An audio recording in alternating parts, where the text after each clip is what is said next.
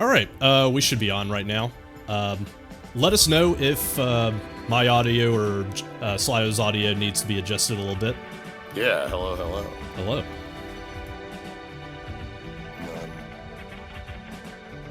Yes, people are... It's getting doubled up? It's getting doubled up. What the... Alright, time to turn on the stream and be able to hear if I'm coming in 20. Oh, Lord. Did you... Oh, the music's... No, that's, yeah. Oh, okay. That I can fix right now. Yeah, there we go. It's mostly because, like, I had an MP3 of the music playing, and then also just, like, the music was very quietly playing in the background. Ah, double me. Like I said, this is a work in progress, but, thank you very much for being my willing guinea pigs and helping me suss out everything. Slyo's a tiny bit quiet. I can fix that. Alright. I'll just, bump you up to 120. Let's see how that works. Probably good. Yeah. Oh, excuse me. Okay. So, last time, we started up the game, and right now we are on our way over to Grandstaff, a gigantic magic energy engine over in the a little coastal strait, and we're going to go see what's wrong with it, because apparently it is suspected to have inadvertently caused a cast meteor on a battlefield and blew up a whole bunch of people. Look, for some reason the giant magic engine cast meteor on a battlefield, and so a lot of folks are asking questions why. Gongora is standing in the council wearing his, wearing his fucking, Grandstaff has no problems and everything is fine t-shirt, and those questions should be answered by his shirt. Yeah, so, we beat the bird on top of the, mountain right before. Which sucked. We got good luck on it. We didn't get all hits, and we didn't get, like, poison spread to 3 party members. So, anyway, the whole thing with that fight, too, is, like, we, briefly touched on it when we were, heading out, but, like, that is kind of the brick wall of the game, and it is very... Like, it's a bad first impression, first and foremost, because it's the first boss. Like, if you don't know what's coming, also, it hides the save point behind it like a jerk, and I don't think any other boss in the fucking game does that. I think there might be one more that does that from memory, but, like, it's nowhere near as dumb, and you have, like, you know, a party and you're ready to go. But anyway. Met a guy having a lot of fun with his line reads. Yeah, he's right here. Say hello to Jansen. Jansen has no health, goodness. So yeah, he is mage. So what I did in the interim was I headed back over to Ura and picked up some items that I missed and everything, because I wanted to make sure that we, like, cleaned up all of that stuff. Sure. Alright, what do we find? What's our new... what's our itinerary? Well, it's mostly seeds. I just wanted to make sure that we had the last of them, because, like, we're going to be coming up on the first milestone for seeds in a little bit, and I do want to show that off. Cool. Had to rely on the mortals like 5 times, yeah. Yeah. We've yet to show that. Oh, Black Pearl. Yeah, we also have the Black Pearl of Darkness, which, that is the thing that Gongora gave to Jansen, and Jansen was, like, looking at in the bed, and it's totally not sus at all. I didn't realize this was just in the goddamn inventory. It's right there. Like, we share inventory. It's right there. Everyone can see it. Yeah, what else we got here? We got memory lamp. Memory lamp. Yeah. Magical dial orb that can recall recent memories. Yeah, it's probably nothing. Shattered bond. A shattered armband with the word bond carved into it. Okay, that's literal. Pendant worn by the girl who pilots the Magitech armor. And a nameplate. I think we... I thought this was a... We might not have. We might not have. We'll see. But yeah, so... It's a lot of seeds. Yeah. Are we learning any new skills right now? Yeah, let's check right now. What we got right here is, we got most of Jansen's stuff at the moment. We just have level 1 black magic, which doesn't really do anything, because we already got 2. Yeah. And then we do have most of the priority accessories taken care of. We have, like, Guard Heal, Steel, Hawkeye. Hawkeye is actually going to be necessary right now, because Jansen actually learns factual analysis and has it. Cool. Always wish I'd played this game. This was a real cool one. Yeah. Again, like, its combat is really, like, straightforward. There's not a lot of, like, again, I think at this point we have 100% of the... No, sorry, we don't have casting support, so we don't have the last main bit, but... Yeah, we have most of the core mechanics. You'll pick up on it fairly quickly. Stream title did not upgrade. Oh. Stream title is wrong. Okay, one sec. Let me just poke in there and see what's up. Well, it's the same as last week, which might... If it's the same as last week, then it should be fine. Okay. Yeah, that's still Lost Odyssey. It's still Lost Odyssey, despite everything. Cool.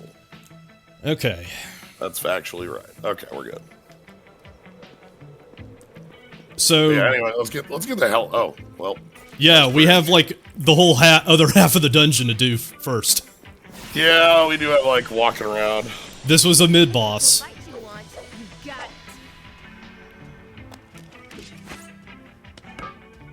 Tonk. Anyway, Big Bird. So we got a new enemy. This one's weak to water, but we don't have water right now, so. And we got an owl. Big owl! Big owl. That's wind, alright. So we can just use fire on that. Yep.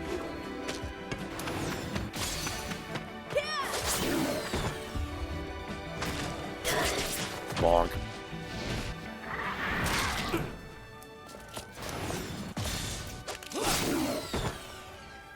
Oh, do you still have the chill... Do you still have the jams going from the... Did I still have the... You gotta... yeah, I fixed that. Don't worry, everybody, I fixed that. Whoops. The battle BGM softly in the background.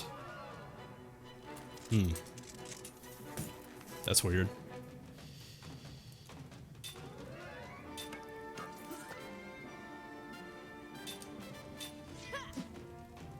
So, what do you mean by that? Do you mean like, the audio's coming in twice again, or...?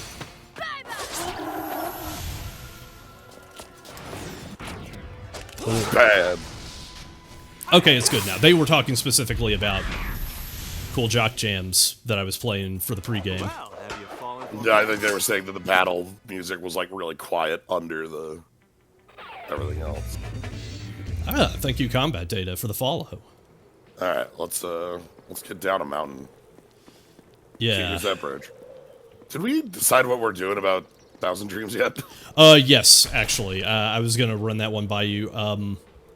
So what I'm thinking is, on Saturday, like Saturday morning, some kind of really chill time, I could just, sit down and read all the stories myself. Okay. Just want to have a separate stream for them. Yeah, I think that's the best thing to do. Just because, like, Okay. I remember we have friends who have done this sort of thing before, so I feel like that is something that can captivate an audience, if done right. Okay. So, we'll give that a try. So, what's GC? Let's get into another fight, and I will show you. It's effectively row. Yeah. Row with a lot of complexities to it. It's basically a Rube Goldberg machine in the back for row. So, like, for us right now, we have level 4 GC, which means back row is taking 75% reduced damage. Yeah, it is a flat damage reduction to the back row, and the meter is the combined total HP of the front row. Every time we take damage, the GC meter goes down, and that means the level goes down, which means that the back row takes more damage. Yep. This is true of the enemy as well. Yes. It's actually a very important mechanic because even magic can't pierce the back row. Like, you have to respect guard capacity.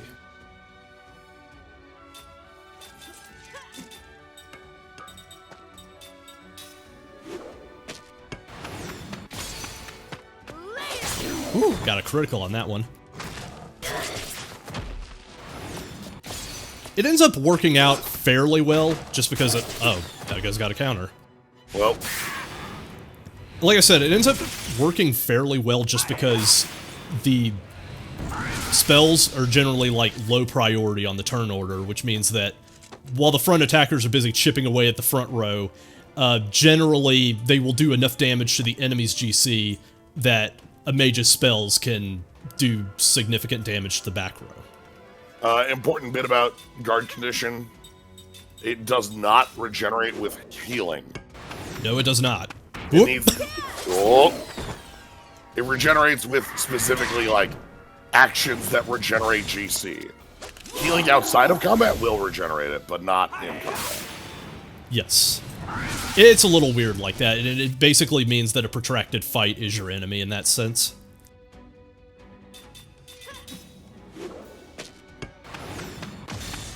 Yeah, you have fire swords for this now. Okay.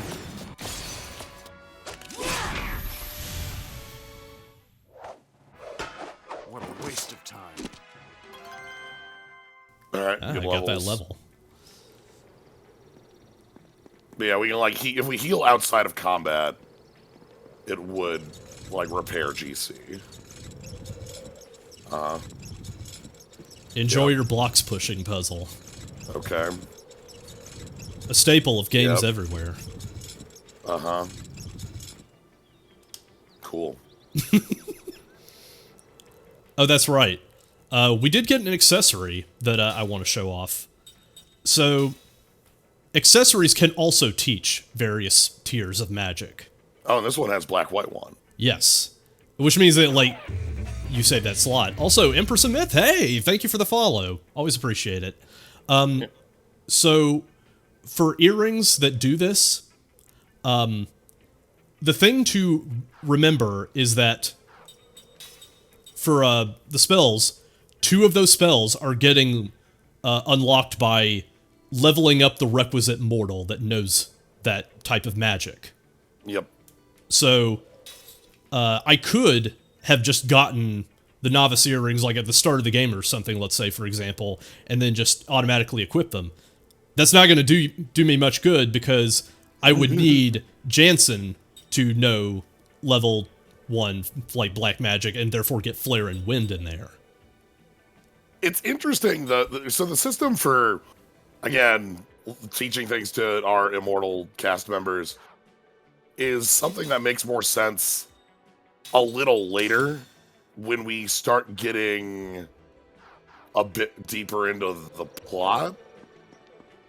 But as it is right now, it mostly is like, you just have to steal the skills from someone else. Like, that's just how it is, how it's gonna be. Yeah, the mortals are just kind of there for the immortals to leech off of.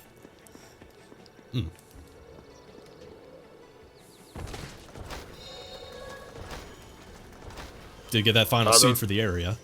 There's one up. Could you not knock the one upstairs up, though? Yeah, 1 sec. Let me double back and check. Wop. Hello. Let's take him now. Yeah, I love the phrase "requisite mortal" as well. Yo. Check this thing out. Magic pebble, magic rock. Do you know about magic pebble? Do you know about magic rocks? I think now is a good time to whip out the DLC ring and see what that's all about. Now they can actually do stuff. Oh my god, alright. Because this is a magic-typed enemy, and so I can actually do Yeah. magic stuff to it. Again, you can see on the right, type magic or element. So, Yeah, you only have one. Oh well. so it goes. Earth, so you hit him with wind. Hit him with the wind, yeah. Fortunately, these guys are all in the same row, so that's not going to be a problem.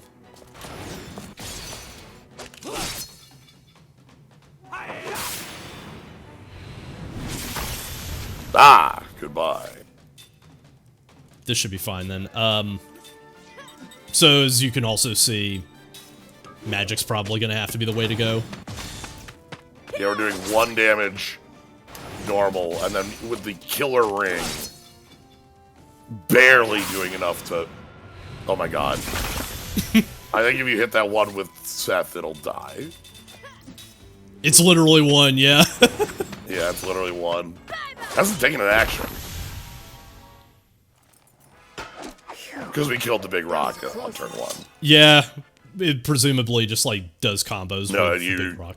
That's how those enemies go exactly, is you need to kill the big rock in the back very quickly. Okay. Alright, yeah, this one. We knocked this one down for an item. Thank you for pointing that one out. Cold water stone. Sure, cool. Does mean that we can make an aqua ring and be able to take care of those dogs. In fact, let's go ahead and make the full One of each. Monty. We finally have enough for each. Again, you can swap in combat, so... Yep. Nice to have these. God, our move speed. Fuck. It's so unnaturally fast. Cold water stone implies the existence of hot water storm and a loot water. Yes. Cold water stone creamery. One place I never want to go to. No thanks. Oh, we got a little thing on the left. Oh, other left. Yeah, there's a thing. My apologies, I blew past it with my unnatural speed. Yeah, your speed, your blitz. Okay, let's It could see. be nothing. Alright, we found a nothing. You always got to check the cubby, though. Yep. It's the rule. Look at this big, like, mountain we're going down. You can see barrels and things all the way down the side of it. Yeah, it's really neat. Like, the other side of the mountain was just, like, range and wildlife and stuff like that, and here we've got, like, a mining excavation thing going on. Natural speed, yeah. This is just game speed. Take him down.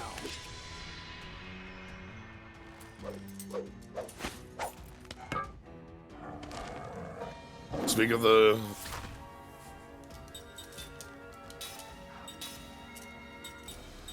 Probably put that on Kime because he's hitting harder. Yeah. Whoop. Also, look at that wet sword. Yeah, yeah.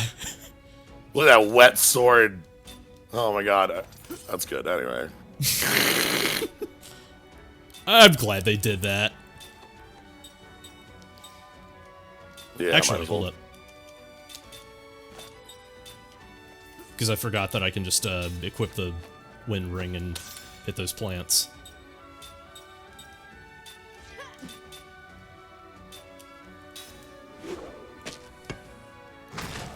Wind sword has like a little whoosh around it. Nice.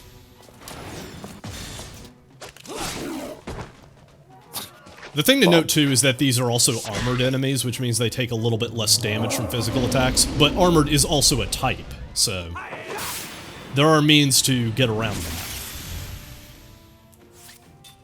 We are about to break GC.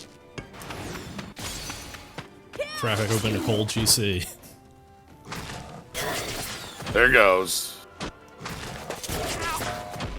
Yeah, so now Jansen's taking real damage. I like the bong noise that he makes when he takes damage like that. Thong.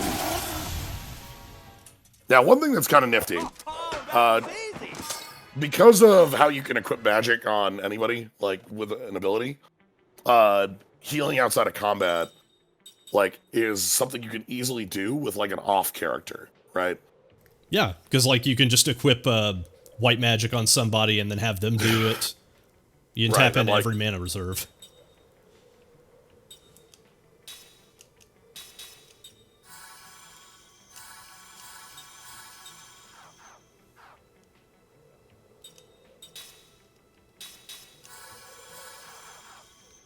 There you go. Nice. Now we're gonna... Yeah, you gotta... Break open these weird blocks. We gotta hit these cubes. Somebody stockpiled some cubes. No! Who left all these cubes here? Fight you want, you got it. Alright, and again... 2 dog? No, 2 dog and up. Yeah, okay. Oh, actually, I see someone over in the back that could use a little that man smatter of here. wind.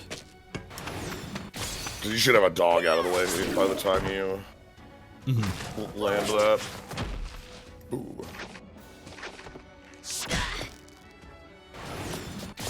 Back row has the other obvious penalty. Damn it. Okay, so that back row one is not taking any damage from this. You see, like, how little damage it took that time. Well, yeah, it was 400 before. This is the other good thing about saving the cursor in combat, because it saves every single input that you made for that round, which means you can just hold down A. Oh my god. We don't have water magic yet, do we? No, we don't. We have to find that somewhere. Alright, well, this will kill the back row.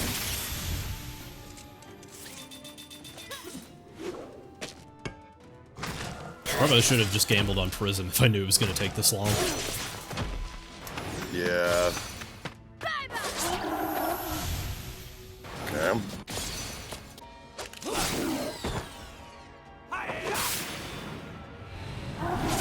GC is still here, and look, that magic damage is still really high. Alright, some levels. We're gonna be hitting level cap soon. Yeah, I should probably just go ahead and see if I can swap out accessories.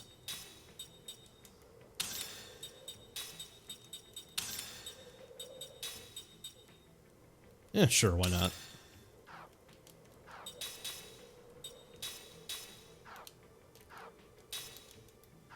We're basically Okay. done learning. Yeah, we're all good on that.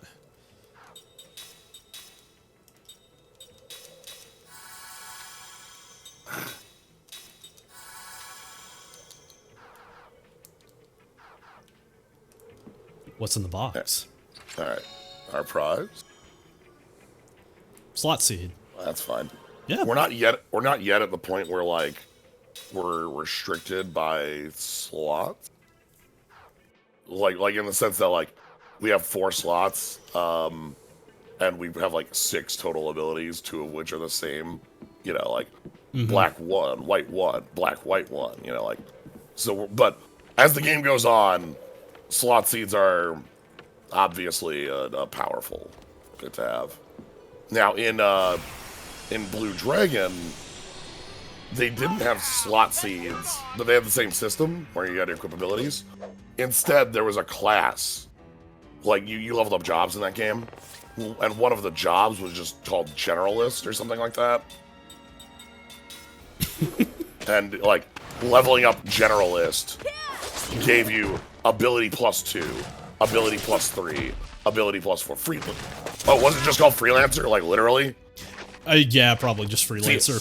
See, I was gonna say Freelancer, but I thought they didn't just copy Freelancer from you know. It's direct. basically wishing for more wishes. Yeah. But yeah, it is. You equip a slot, and the slot you equip gives you +2 slots. Like, so. Yeah. I mean, it is very FF. I mean, in the sense of, oh, okay, and Prism should come down now. Nice. I am the greatest. So, Prism hitting random elemental damage sounds like it would be a big downside, but fortunately with the way elemental resistance works in this game, it's usually in your favor. Yeah, I head over. Yeah. Like, you're not gonna get blasted for doing it, so... Yeah.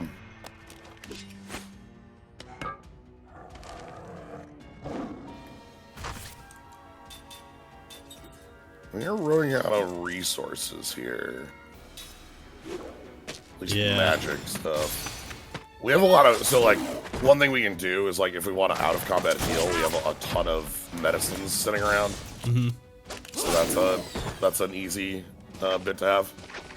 But yeah, so slot seeds are quite useful. By the end of the game, you'll have, like, a lot of ability. Like, you're going to have... Like, not only do you have all the skills you learn from mortals, you're going to have all the skills you learn from accessories.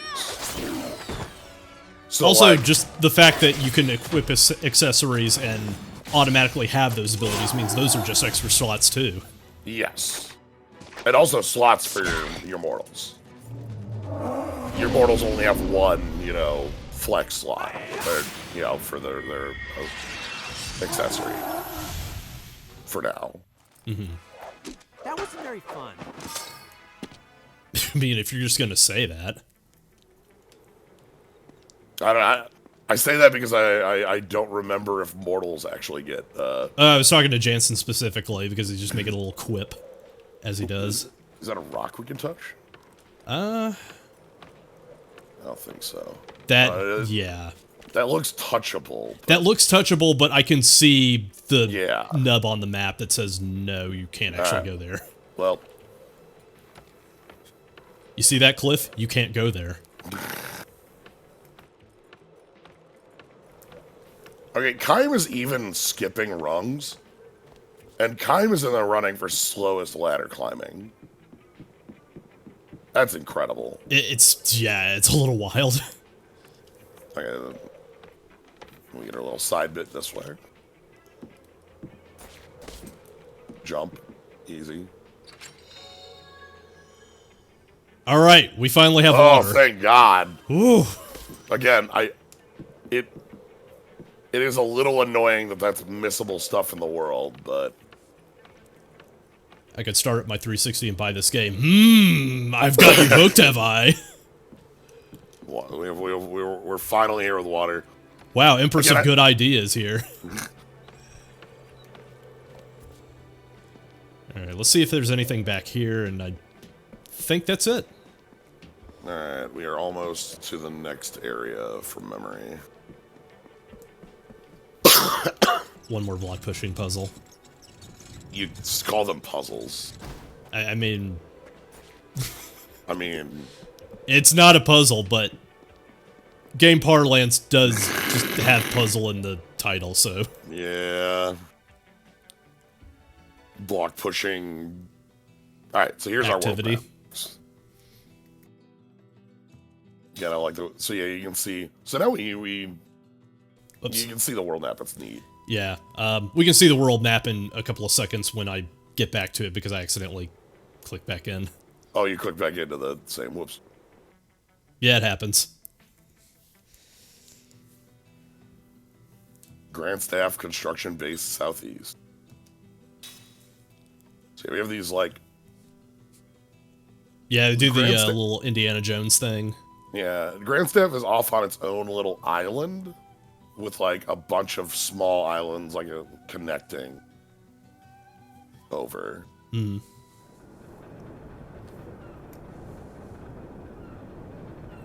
So here we are. Hey, how do you like the new boss? Who are you? No one's contacted you. We're investigators sent by the council. I'm Seth. He's Kaim. You can just ignore the other one. Hey. Oh, our communications have been jammed. That magic engine is malfunctioning again. Magic energy has been leaking everywhere nonstop. I knew it was out of control. Didn't it bring down the meteor again? Ugh, meteor? What are you talking about? We tried our best. We've evacuated this site, but we did everything possible to get a control valve in place to stop the flow. 3 days ago, the runoff was unbelievable. Does this game take place over a long period of time since the main character is immortal? Yes and no. We do have a whole bunch of stories about Kaim in the back. The main game is a plot that takes place over a shorter period, but there is a lot of talking about the life of our main character. And that's when that happened.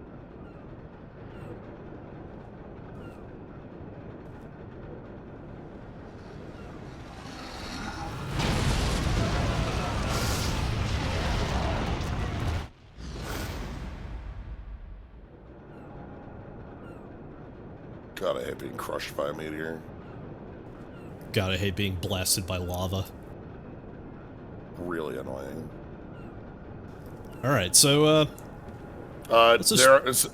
Yeah, like, the game takes place over, like, this, like, you know, where we're here and we're gonna be going, like, not too much farther forward with this. It's not like it's generational in the main game, as far as, like, 100 years have passed, but we're going to be talking a lot about the past, so... There are periodic, flashes where Kime will come up on, different people or objects and then recall a memory of his past life, and, these come up as a collection of short stories that you can read at your leisure. Yeah. I'm an advocate for reading them as they come up. That's my... But, oh, you want a block pushing puzzle. Yeah, that's right. We also Here we got, go. stealth. Here we are.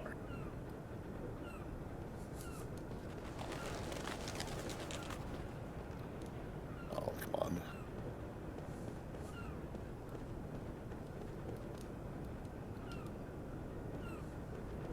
Yes, there's a lot of unlockable, like, story bits.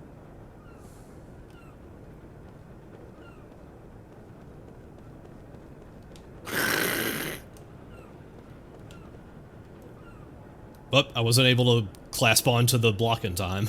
Yeah. So with this, you have to just turn on their walk cycles and then move past them. As you can see, their stealth AI is very robust. Yeah, these are really, really smart guards.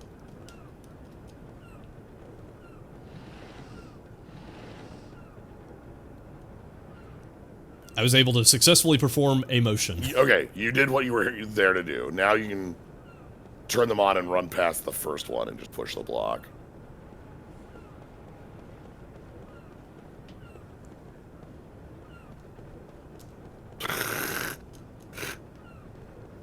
The best guard. Nope, nope.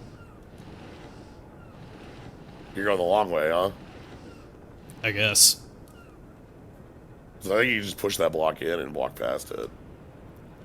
I completely forgot about that. I just assumed that I had pushed the other block too far, and then, it would just... Yeah. Perspective is yet another enemy in this battle. Like, you don't even need to dodge the technician. You can just literally walk past him right now. Like, they're not stopping you. Alright. Come on. Oh, that's... There we go.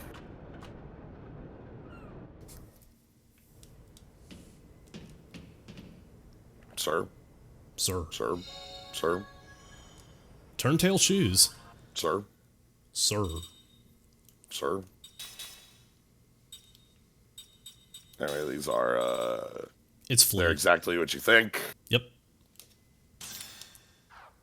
They're very good to have. It's kind of nice, especially because, again, as mentioned, in areas, there are level caps.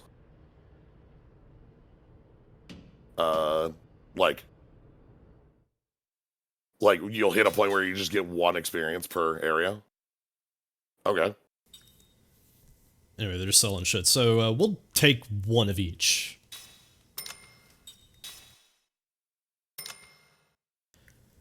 So, here's the weird thing, as an aside, about staves and rods and stuff.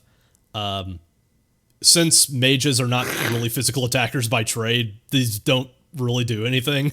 They suck shit and don't do anything. It's Yeah. really annoying. There is presumably a very weird and arcane magic modifier that goes onto each and every one of these rods that amplifies damage, but it's so negligible that you're just like, whatever. Yeah. Like, as we've seen, our mages are already dealing, like, huge damage over. Like... I'll take Antidote Brooch because we just don't have that. And, yeah, we can just pick these up if we miss them. So that's nice. Yeah, so... We can... They do not raise magic power. No. Nope. Like, They theoretically raise magic power please. to a very tiny extent that you don't care about. Anyway, this is a black market. Yeah, it's just a black market. Why do you think they didn't give a shit when we came down here?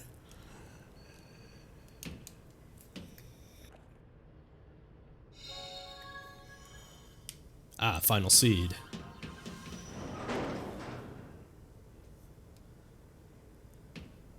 Anyway, are you ready for block pushing? Oh, well, okay. It's actually not that hard. Mm-hmm.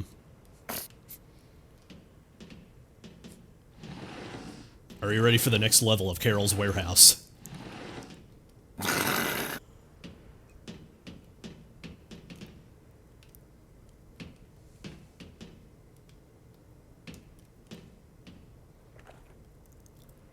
This is nice because we've just, like, made a quick shortcut to the shop if we ever need it again. Yep. Poison. Poison. Oh, and we can rest. Oh, but we're already full healed. Okay. Yeah, poison's level 2. You can check that. And it's, is it just status or is it damage and stuff? It's just status, yeah. Poison is actually pretty spicy in this game. It's running off of FF10 rules. Static percentage of your health. Yep. So anything it does work against, it's pretty effective. Mm.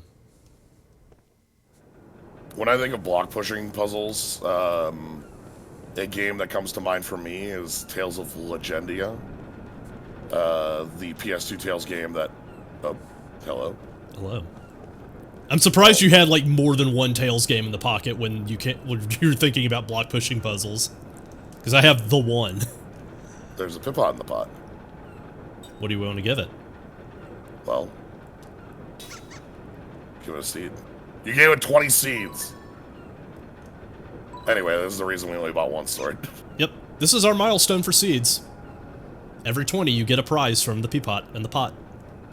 So, that was all of them in the area. Now, if we check out the sword... Strict upgrade. 28 versus what's the platinum? Okay, yeah, lightweight saver 7, 23. So it's +5 on our. Decent chunk. Yeah, and we also got a ring with it. Water, bio, and MP absorb. This one's cool. Yeah. Yeah. So the thing I was thinking, Tales of Legendia. At the end of every dungeon in Tales of Legendia, you enter the block pushing dimension. There's literally a block puzzle dimension at the end of every dungeon. And you do a block puzzle for a prize. Or don't. I'm not your dad. Like... So... But no, there's just... You go into the block puzzle dimension. It's like 13-2. You must solve the anomaly. Alright, anything else up to the right past here? Yeah, let me check and make sure. No, we got all the important stuff.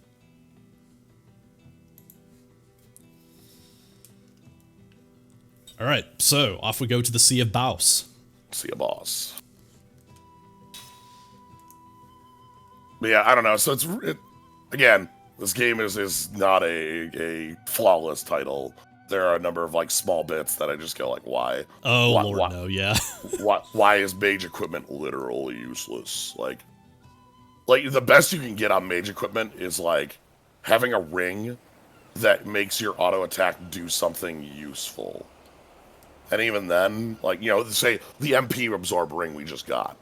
Like, so that, like, oh, we ran out of MP on our mage, therefore we can auto attack to regain MP. Yeah, sort of a situation like with Riku in Final Fantasy X, where it's just like, well, I can just slap all of the really nasty instant death status ailments on the guy that's not going to be hitting for anything. Say, pointing some treasure. Treasure glasses. Speaking of treasure, we have finally rounded out all of the scan abilities. Yeah, so treasure. This is our final of our taxes, I guess would be the way I'd put it. Reveals items carried by enemies. Yep.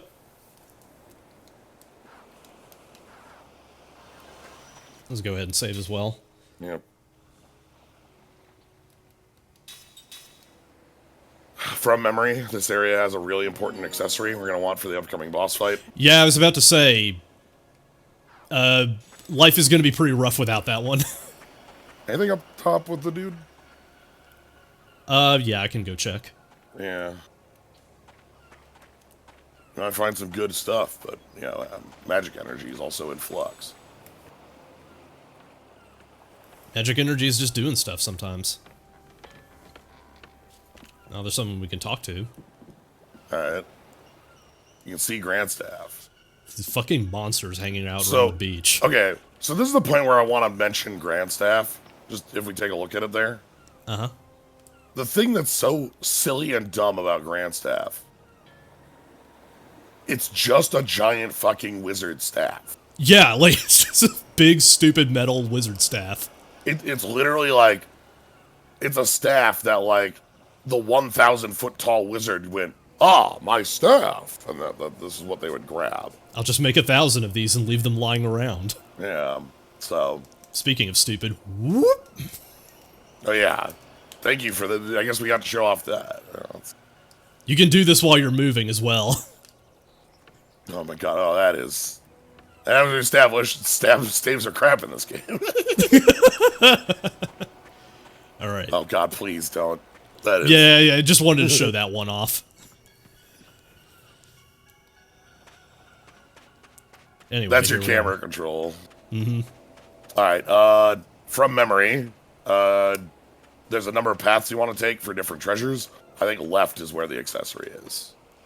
There's also a thing to note about these pylons. Periodically they will spark.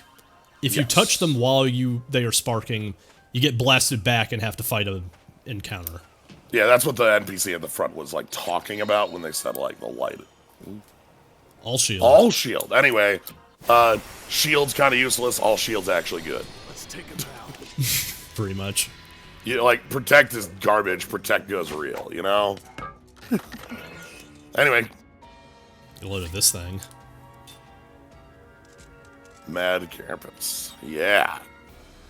They're all in the front, so you want to check out what yeah, we have all the elements, so we're good.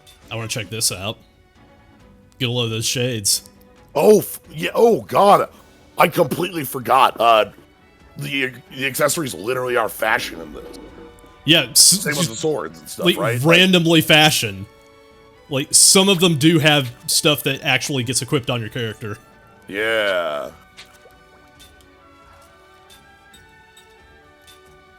So.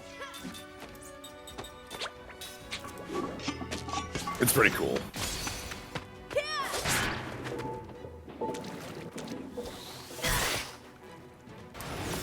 Another thing about casting interference, because you just saw that element was trying to cast a spell and got knocked back. Yep. Casting interference is generally worse for the enemies than it is for you. Like, you're not going to get your spells interrupted very often by their hits, unless they're huge hits.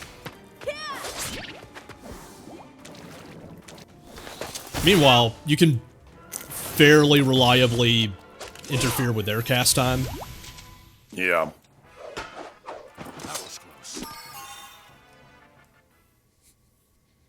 Really, this game came out at the same time as Infinite of Discovery. Also, that other one that was like a fucking, there's like a fucking Dynasty Warriors, and I got for like 25 cents or something. Infinite fucking Undiscovery is a game that, like, oh boy, you've awakened neurons in my brain saying that name. Oh boy. There is a tiny spark in the back of my head that is desperately trying to worm its way into the neurons that have that information. Antidote. Okay, so this is the cool sort of bit we like. This is the sort of like skills you're gonna be like switching around as time goes on. Is like, hey, it's immune poison, immune whatever. God.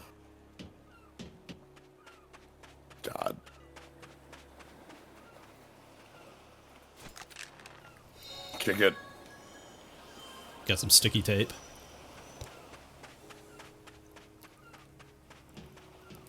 Yeah, giant chains on the moon.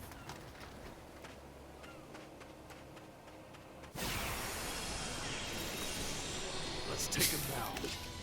Ancient Lizard Brain wakes up and asks you why you're thinking about Rogue Galaxy. Anyway, check out this thing. You might want to give a better ring on for people. Yeah. Seth's got Actually, the no, sorry. Sorry, I forgot that elements aren't that, like... It's in my not mind, that I was like, punishing at all. Yeah. I was gonna say, I was sitting here like, oh no, you have the water ring on it, it's a water enemy. That isn't actually a problem. Yeah, like, it's less that your damage gets converted into elemental damage, and more like it is adding bonus elemental damage to your regular attack. Yeah. Rogue Galaxy is a game I never played, and I want to. I barely even know exactly what it is, other than, like, I guess it's about pirates in space or something. I don't know. Ostensibly.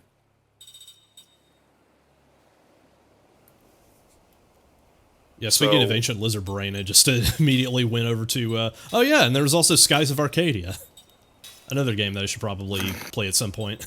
That one's sweet. That one I do know everything about, because I've played that one. Alright, so what did we learn, by the way?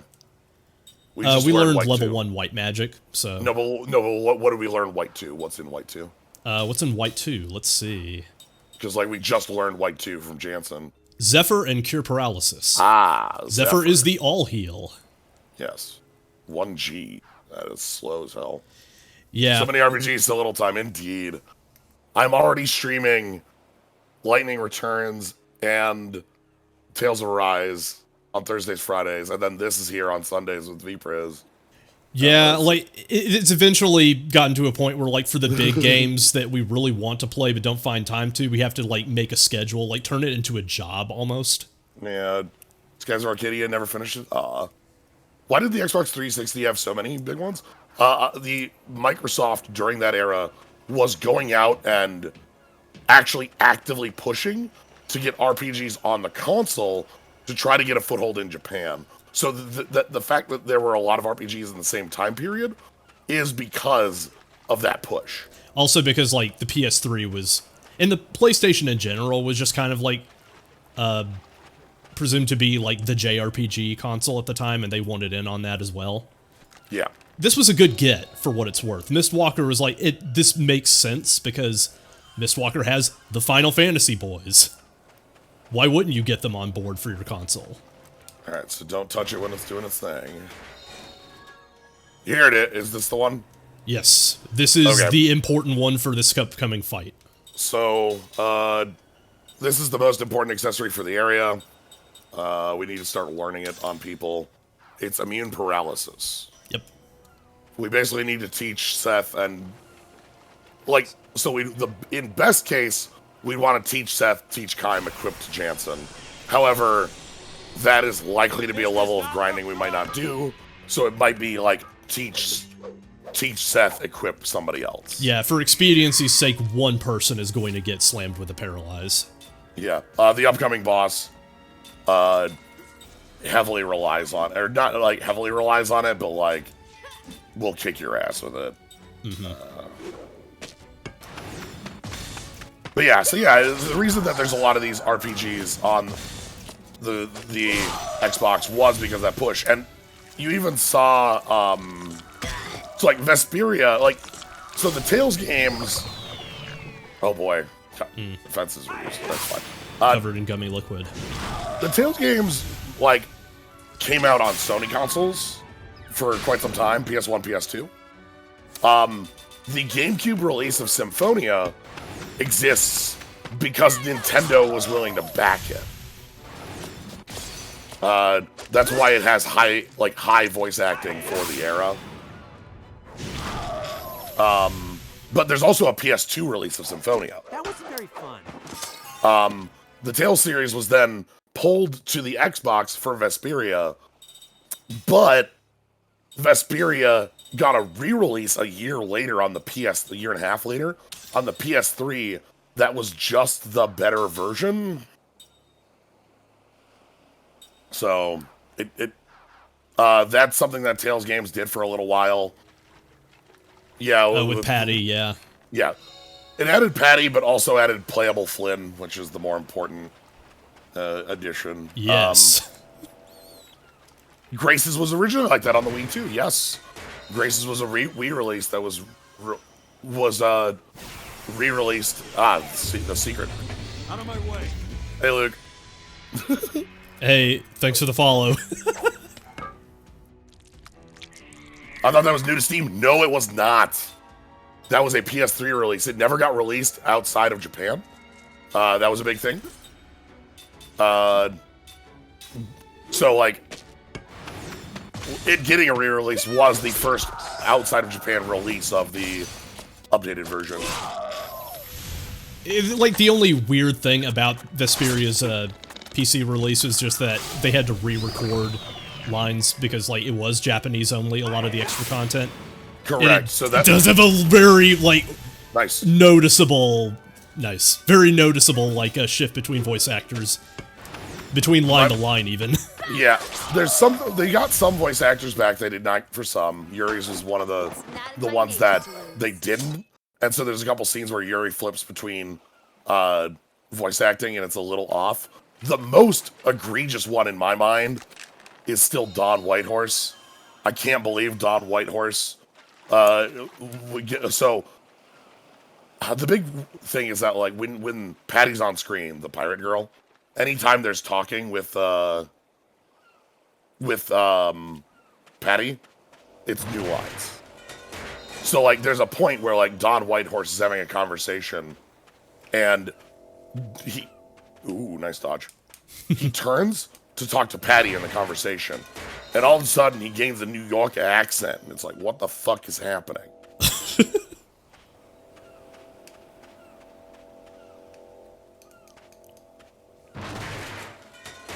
Like, and then he goes off, and then he's back to his normal, and it's like, what? I forgot who what the name of the voice actor for Yuri is. Yuri was done by, was that literally Matt Mercer? No, Troy Baker. Troy Baker, yes, it was Troy Baker. And then the other voice actor they got was, we have Troy Baker at home. Yeah, because they didn't ask Troy Baker to come back. Yeah, like, it was just weird because, like, I recalled Troy Baker just being like, yeah, they didn't ask me. I would have come down there and played Yuri in a heartbeat again. There's still 2 more we can hear. Don't know. They did get some of the voice actors back, but it's also very funny, even with those voice actors back, 10 years has passed, they sound different. Yeah. That's just how it be sometimes. Matt Mercer turned down the role for David because he didn't want to be known as we have Troy Baker and guy, which makes sense. That was a role that he was in. But yeah, so, like, for the longest time, the Tales series was a Sony series, and, like, the push for the Xbox to get JRPGs pulled it over. One cool thing that we can do here, by the way. Kaim's sword currently has MP steel. So if we want to do healing outside of battles, it's really easy for us to just heal with Kaim and slowly because he's just gradually getting more MP back. Yep. Gives us an out for that. Bye-bye.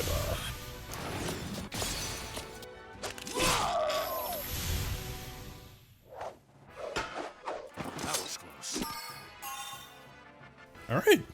All right. Got the last for magic. Cool thing here to note is that, like, the way we're learning skills at this point is effectively we get 1 point per, like, enemy killed. So the multi-enemy fights are more valuable than the one big enemy.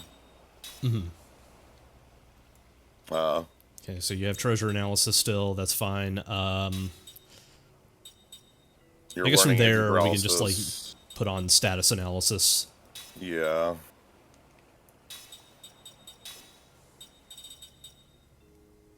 And turn tail for you. Yeah, so that we have the ability to leave, and then we can heal with thing to note, so you see in the bottom left, you can press X in order to swap where skills are, and also to just, like, click the stick to remove them. Remove them, yep. Very important if you're like me, and you got that RE4 brain and you want to organize things. Yeah. But yeah, so we can heal with Kime, and it's, like, free-ish. It's not fully free, but, like, Kime is going to be the one that's going to be healing back the MP as we fight here. But yeah, so the big thing we're looking for... The Immortals felt weird because they really work differently. Yeah. But yeah, so the thing we're looking for is we really want to have one person... At least one person having learned immunity to paralysis. Which is probably going to happen because, honestly, I do want to, like, at least make sure that we got all the treasure in this area. I got my list up. Oh, good. Here's Grand Shaker. Grand Shaker Fantasy. And here you'll see Kime getting back MP. Yeah, 7 back on a hit. Decent amount. That's like 25%. Good God. I am the greatest.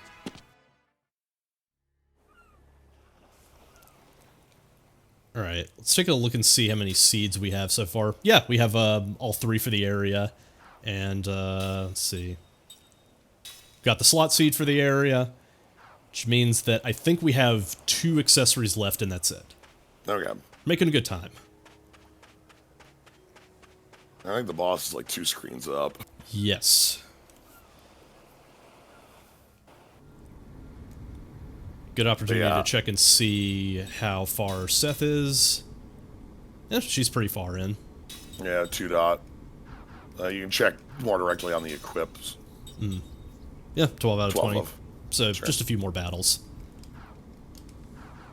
Collecting Stardust, Legend, you're gonna book me these? Yeah, I did that, and lenses in I think it was Tales of Eternia has the lenses.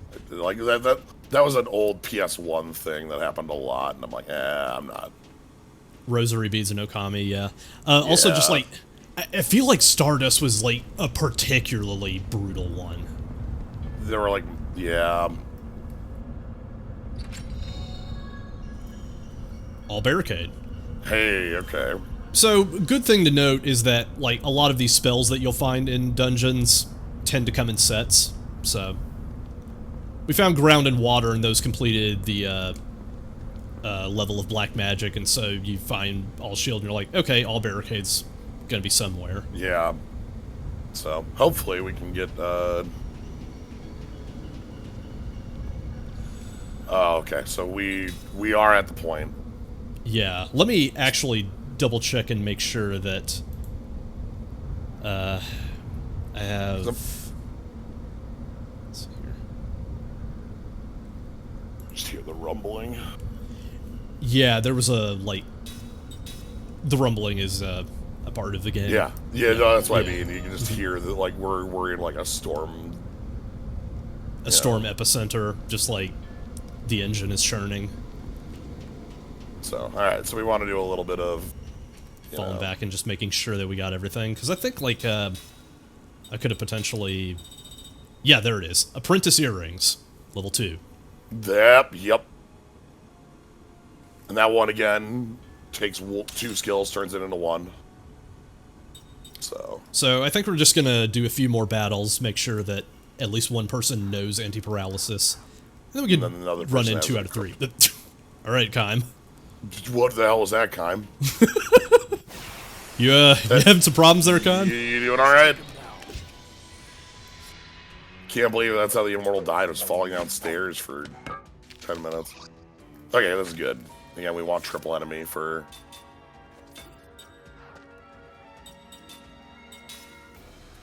They're weak to fire. Oh, are these? Yeah, they're wind. Wind, yeah. Magic insect. I love being able to just do this, by the way. And then we want to, we can hopefully kill all 3. Oh, just barely.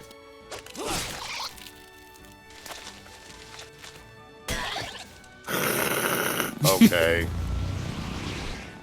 Anyway, these things actually get quite dangerous in numbers. they charge, you know, magic energy and then kick your ass. You can see the turn order. If Jansen is faster than them, that means they're charging up a spell.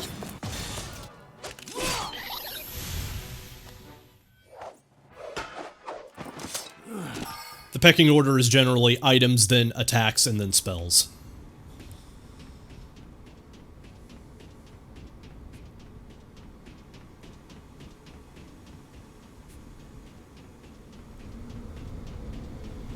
Ooh, wow, okay, that was a hell of a hike. It only took about, what, 2 seconds? Great job there, Kyle. Oh yeah! Let's get it on!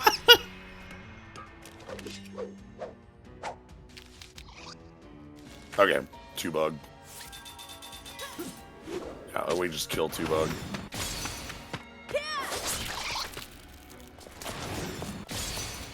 I think a perfect from Kime is lethal. Yeah. A perfect from Kime can kill a bug.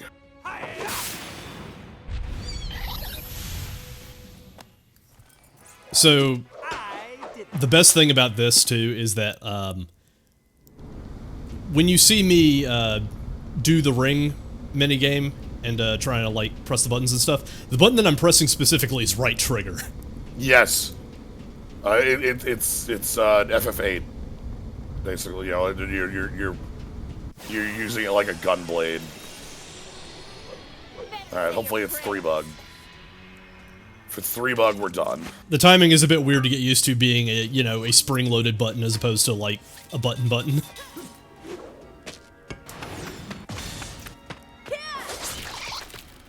But you get used to it, and fortunately, it does have enough leeway to where lag isn't an issue.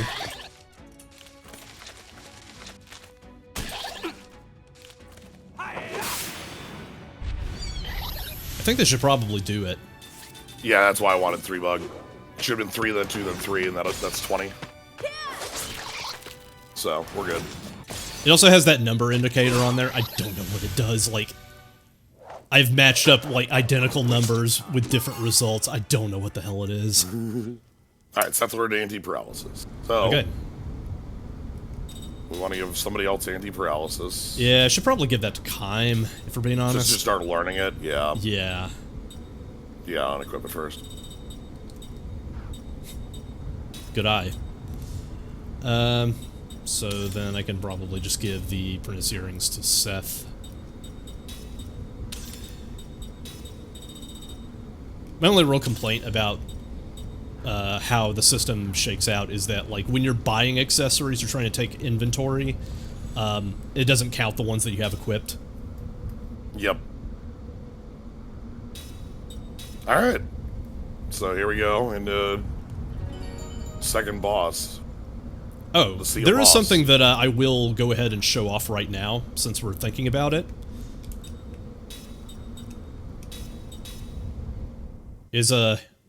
I got this insane life hack for y'all. Okay. That's right, folks. From the people who brought you filling up your drive meter in Kingdom Hearts 2 through save points. Do you full heal on a load? Yeah, buddy! What?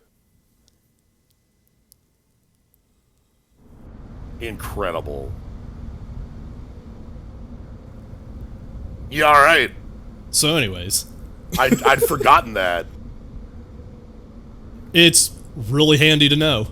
Well, like, why not make the save points full heal you if that's the case? But anyway. Yeah, I mean, like, yes, that's correct. It should have just been a thing by default, but Didn't like, use it much when it was there. Yeah, I would wager this is something you used on disc 4, right? mm-hmm. Yeah, I wonder if that was a decision or oversight. Unsure. And Anyway. well, yeah, it is a thing that you can also, like, say about Kingdom Hearts 2 as well, but Yes, the the drive. Anyway, here's Seth saying, you guys ready for this? Alright, let's do it. Because I remember one of your big problems in that final dungeon was not having healing. So I'm assuming this is how you actually made it through. Anyway, we get a fun cutscene. I remember this one being fun. Good. Fashion carries. Excellent. an engine model, so you get the perks. Ooh, you know, this gives me the creeps. Let's just. I'm going in. Going. How? Too. You have a. Fine, I'm going too. Look at this.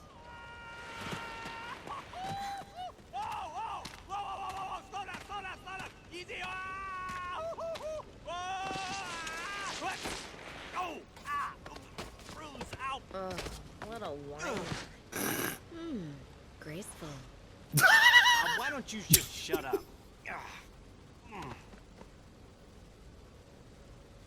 He was having a good time in the booth, you can Seen any of tell. this before, Kime? No.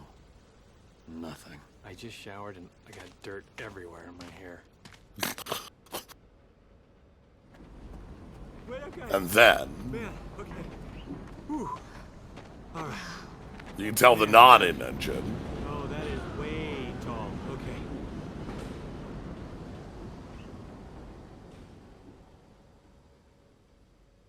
This is kind of the problem with the audio bouncing being what it is, because I want to hear Jansen do more quips in the distance.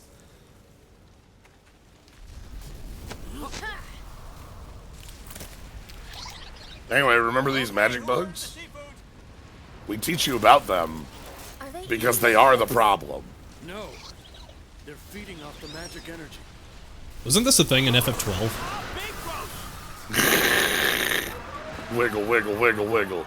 Yo, this boss music! If it's a fight you want, Oh, hell you yes. got it. I'm gonna let this rock for a minute because it's real good.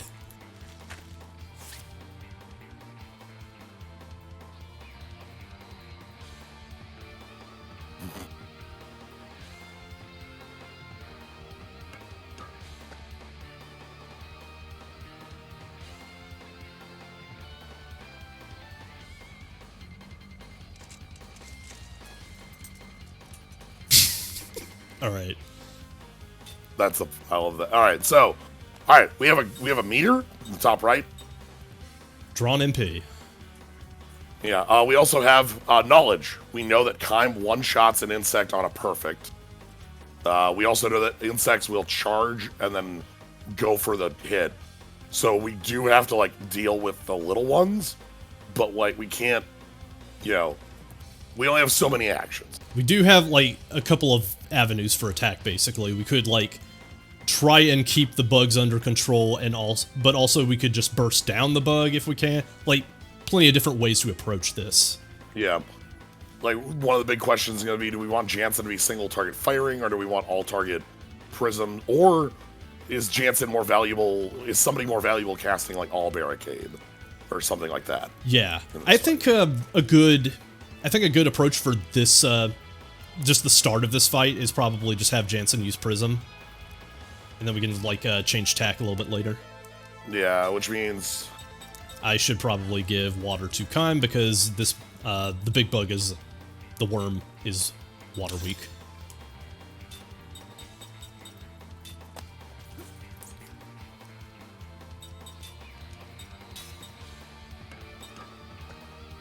Yep, we have a water wing and a... Mm-hmm. Yeah, she's good. We do have a water one. Yeah, you're right. I figured Sorry, got a lot of things rattling around in my dome. This ought to be fine. Now the problem is if they all get to attack. Okay, they're not all charging. We want them to auto-attack. The auto-attack is no damage whatsoever. The charge is dangerous. Because it eats the charge. Okay, that was good. It just wasted... That's less good, but like... Yeah, yeah, that is wasted damage, and more importantly, it's not using that to charge up MP. Okay. So we're doing good right now.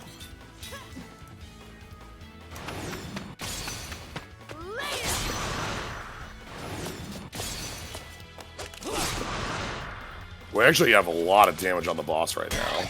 Yeah. Okay, we're not casting. None of them are casting because none of them are going after Jansen in the turn order. Ooh. So this is gonna be 3 eats. I think that's half the MP bar now. Yeah, I think about it's 10 half. eats. I think it's 10 eats to full. Prism is not fully lethal because of the random elements. Right. We can go bop them with, like, small hits, or we can go for, like... Because they're all at near death. I think a good strategy, too, is to just focus them down because, like, the bugs will also respawn. Yeah, that's the other problem is, like, there's no point in full killing them all. Yeah. This way, like, we can just easily pick them off. If we need to. Let's just... I mean, the boss set under half health. Yeah, let's just bop them. Alright.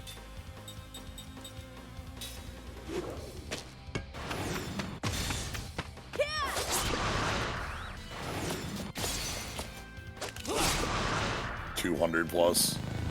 Yep. That's 1 charge, 2 charge. There's only 4 bugs, so it can't go full 5 here. It went 4. Okay.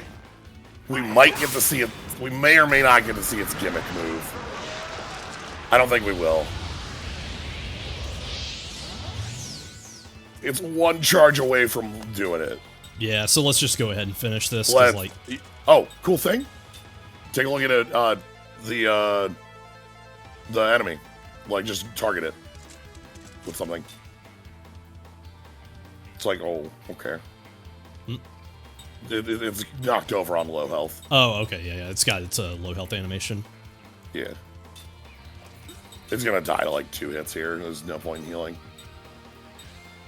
Yeah, probably not. I feel like doing it anyway, so whatever. Alright.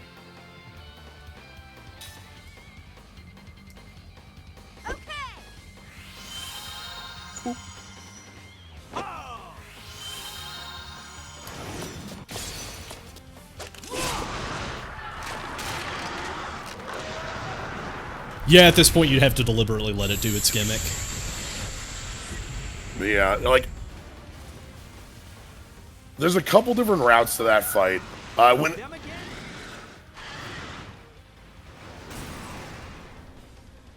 Big worm. Anyway, yeah, we're not done yet. Yeah, that's why you heal, because it's worm 2. So, this one, I think, just starts at drawn.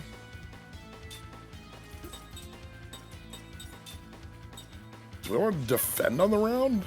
Or, Oh, I just I don't know what realized that I didn't equip anti-paralysis on Kime, so well,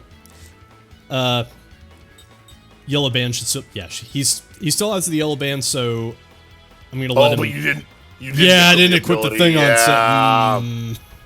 You can't change that in fight. That's gonna be bad. All right. Well, again, you might want to just defend on the round. yeah, that's probably the better idea. Like, it's gonna be the big hit. And you get health back too. Like, these charges aren't going to do anything because the thing's already, like, absorbed. So here it is, Paraflare. Paraflare. You'll notice that was defended damage. Uh-huh. And everyone's paralyzed. Fuck.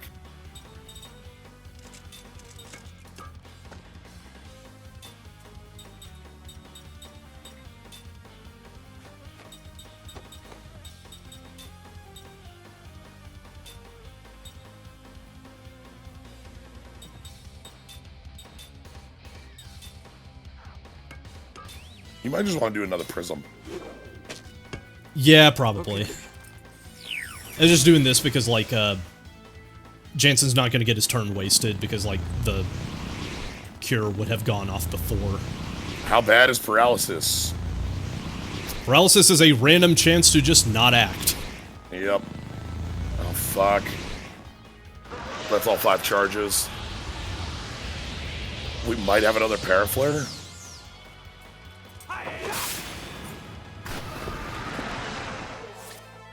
Okay, so we need to clear Seth's paralysis. Yeah. If we do that, then Seth will act for sure. I think the other thing too is like I'm wondering if we should probably just like gear up for another paraflare, because I think that's just going to happen and she'll just get paralyzed again. I think we still want anti-paralysis right now anyway. Okay. In that case, I'll just let Jansen do it because he'll go after the boss. Okay.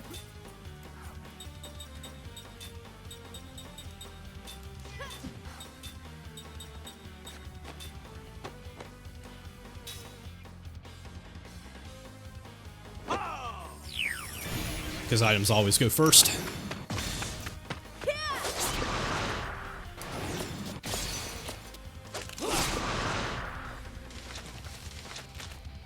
Okay. Hang on, I gotta fix this.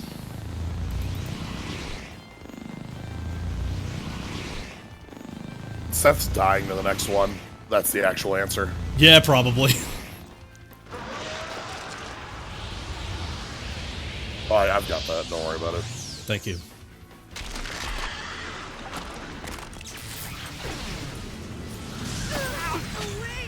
Yeah, so Seth's... The way we deal with it on Seth is Seth's... Fucking persists through death, right? Okay.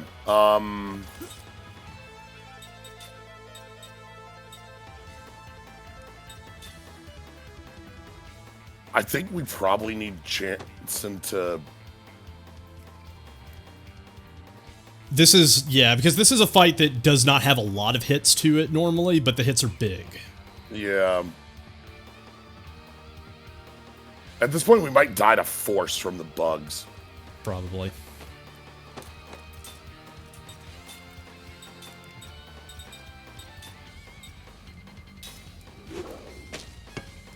Probably should have just relied on Prism a little bit more. But that's something that we can, like, do round 2.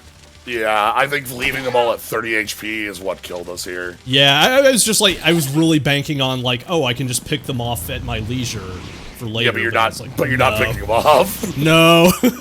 You're not doing anything. They're just all killing you. Ah, my setup. Time to not use it and just get blasted anyway.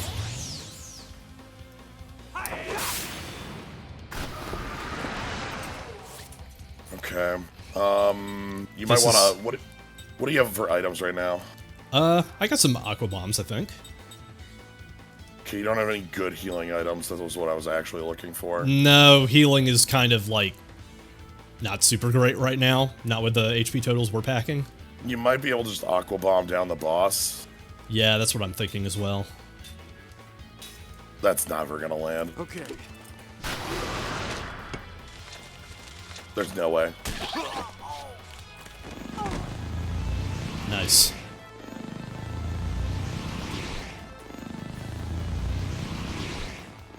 Okay, so that's 4.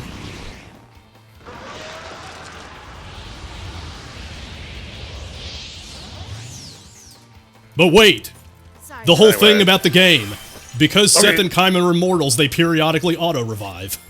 Okay, it doesn't persist. Good. Yeah. How much health do we have on the boss right now? We can burst it down. Like, if we attack plus with Kaim, plus, like, a bomb from... Seth. No, we don't have another bomb. Okay, Okay. so it attacks from both? Yeah, that's our only option.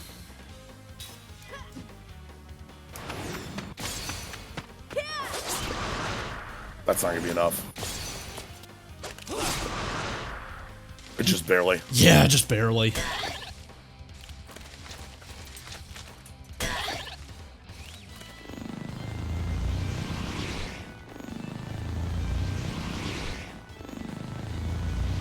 Well, let's see if we can survive a paraflare. If Kaim can, we're fine.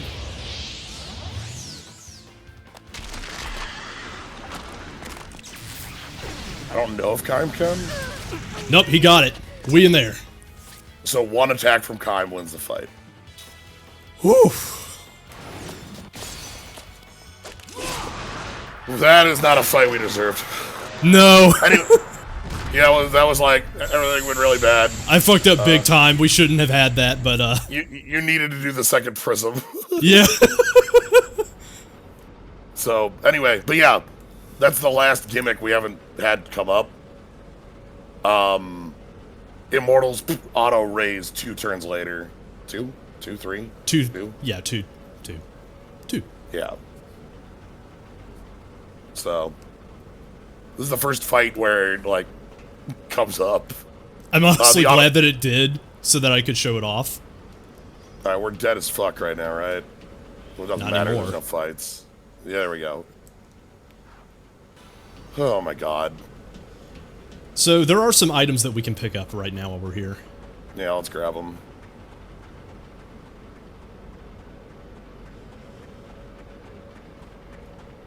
It's somewhere around here. Ah, there it is.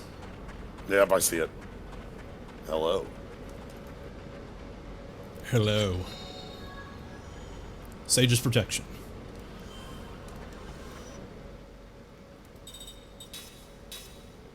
So this thing is magic casting time reduced during low health. This one's nice. Yeah. I think I'll go ahead and give that to Jansen for the time being, because, like, Yeah, I want the Jensen's gonna use Immortals to actually start learning this shit. that. Yeah. I guess we equip the anti-paralysis, but, doesn't matter anymore. The boss Doesn't fight's really over. matter anymore, no. We got past that boss fight. Yeah, I am just making sure that we're good to go. Yep, we're all clear for this, so let's progress. Yeah, man, I feel that. HP is a read. Still counts, indeed. Still counts. Alright, so we gotta go check out Grandstaff and see how, Oh. Sneaky devil. nice try. Was that a real healing item? I think that's a real healing item, yeah. Slightly restores HP and MP. Okay, Oh, nice. that's a real healing item. Okay, so there are, I want to say 3 points that we can check in order to conclude the inspection. Yes.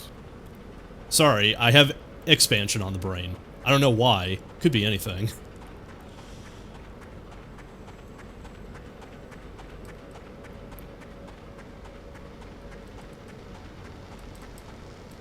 Magic power is leaking out of the pipe. This place has some problems. Yeah. OSHA would probably come down pretty hard on this.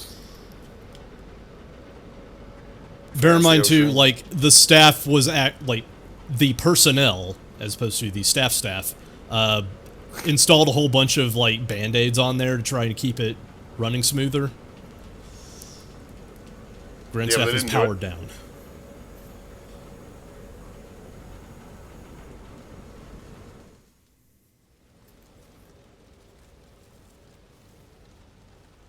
Okay, break time.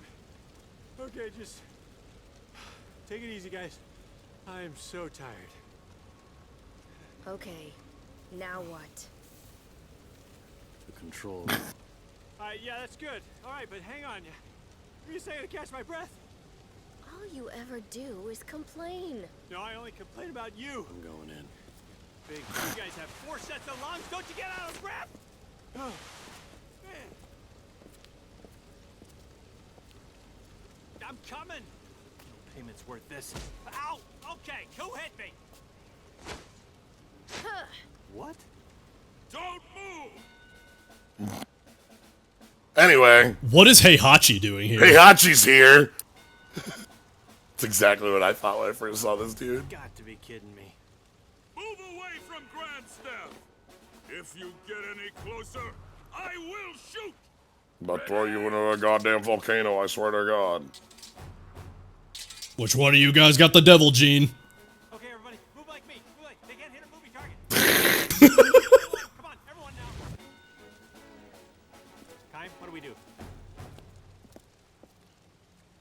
Are we gonna go for it? No, we're not gonna go Yes. for it. No. Outvoted. Here, I'm. Restrain them!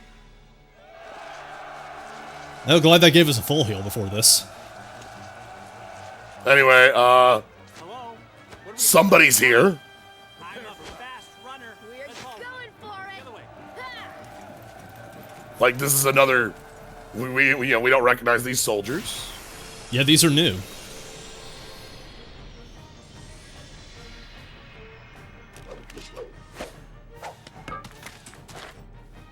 Yeah, so we get a fight. Oh, man, this is getting old real quick. Okay, so got a little legion. We actually have 5 combatants here. But we do want to take advantage of this. And just over here. Ah, dropped item, circle it. Yeah. You specifically do not need to kill the magician in order to end the fight. But we kind of do. Yeah. We're going for it. Or at least steal it. Alright, let's get them. Alright, this time I'm not going to be a greedy ass and actually use spirits. Please. Okay. Since you asked so nicely. Oh, what rings do we have for... Good to know. Because we're all... This is fine. Like, I'm probably just gonna put the Organic bruiser enemies. ring on Seth. Yeah. Yeah.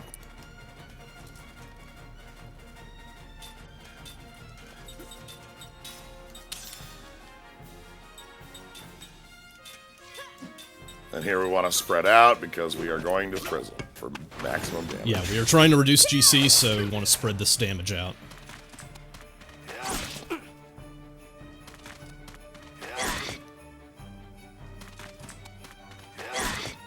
This is also one of those situations where you kind of want them to hit your back row character. Yeah, right now, while they're at negative. Sure. Whatever.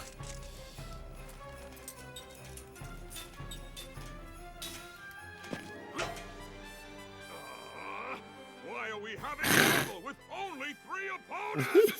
Archers, forward! But General, our own troops are in the line of fire. Well, then they'd better be able to It's- move! Alright, dude. Archers, Harsh. Look, why didn't they kill us on turn 1? What the fuck? fire! Anyway. Forgot about the sacks.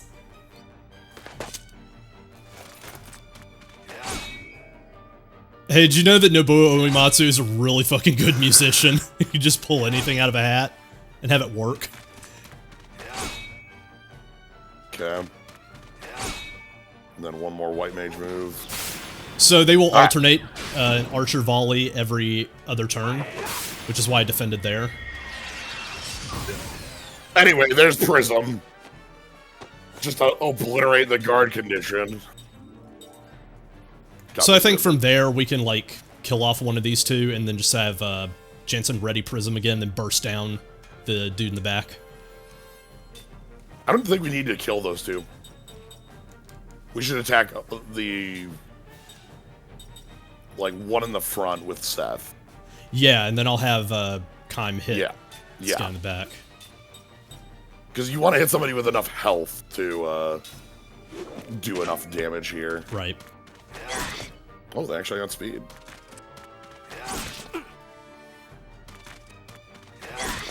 So our guard condition's getting a little weakened here. This is where Jansen's going to start taking real damage. So this should bring them down to GC1. Yep. And now, we're dealing full damage to the mage. So now we Okay, just want to that's kick the whatever. mage. So, Okay, so they're all pretty much dead next turn, so we can safely defend to prevent more GC from going down, and then just Yep. blast them.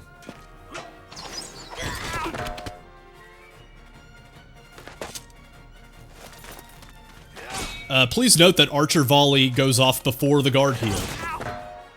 yeah, please stop hitting Jansen.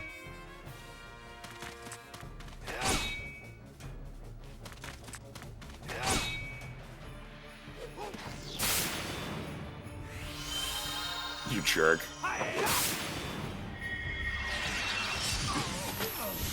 Okay, so we don't kill the white mage. That wasn't very fun. Yeah, that's unfortunate. Yeah, because of the self-heal we didn't kill. Mm-hmm. Annoying. I wonder if you can just buy that later.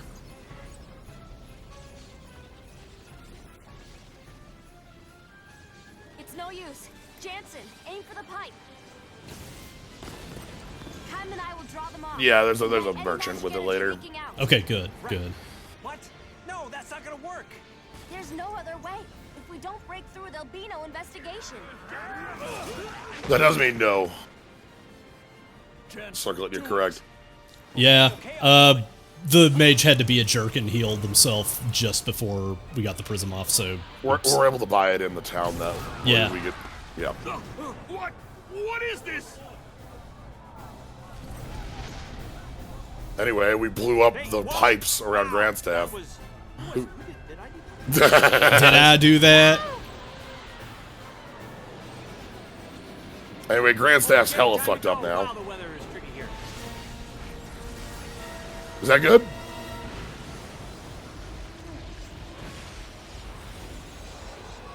Hold on, Kym's gotta get a read on the situation. Before it's too late!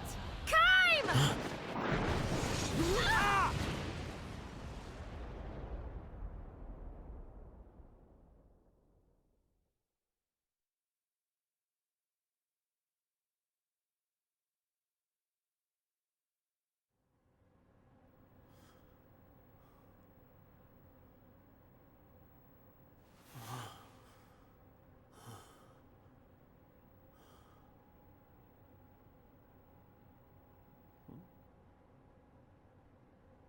Morning.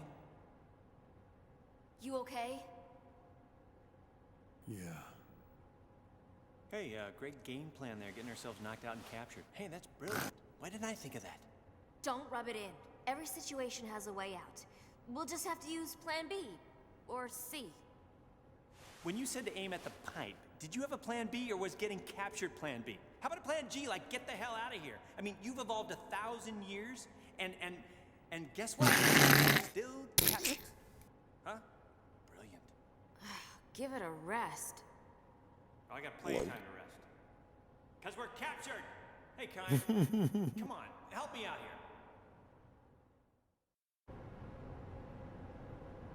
Alright, so now it's time to, like, I don't know, rub up against things and advance the next plot event. Yeah, we got this orb. We can try doing a story, I think.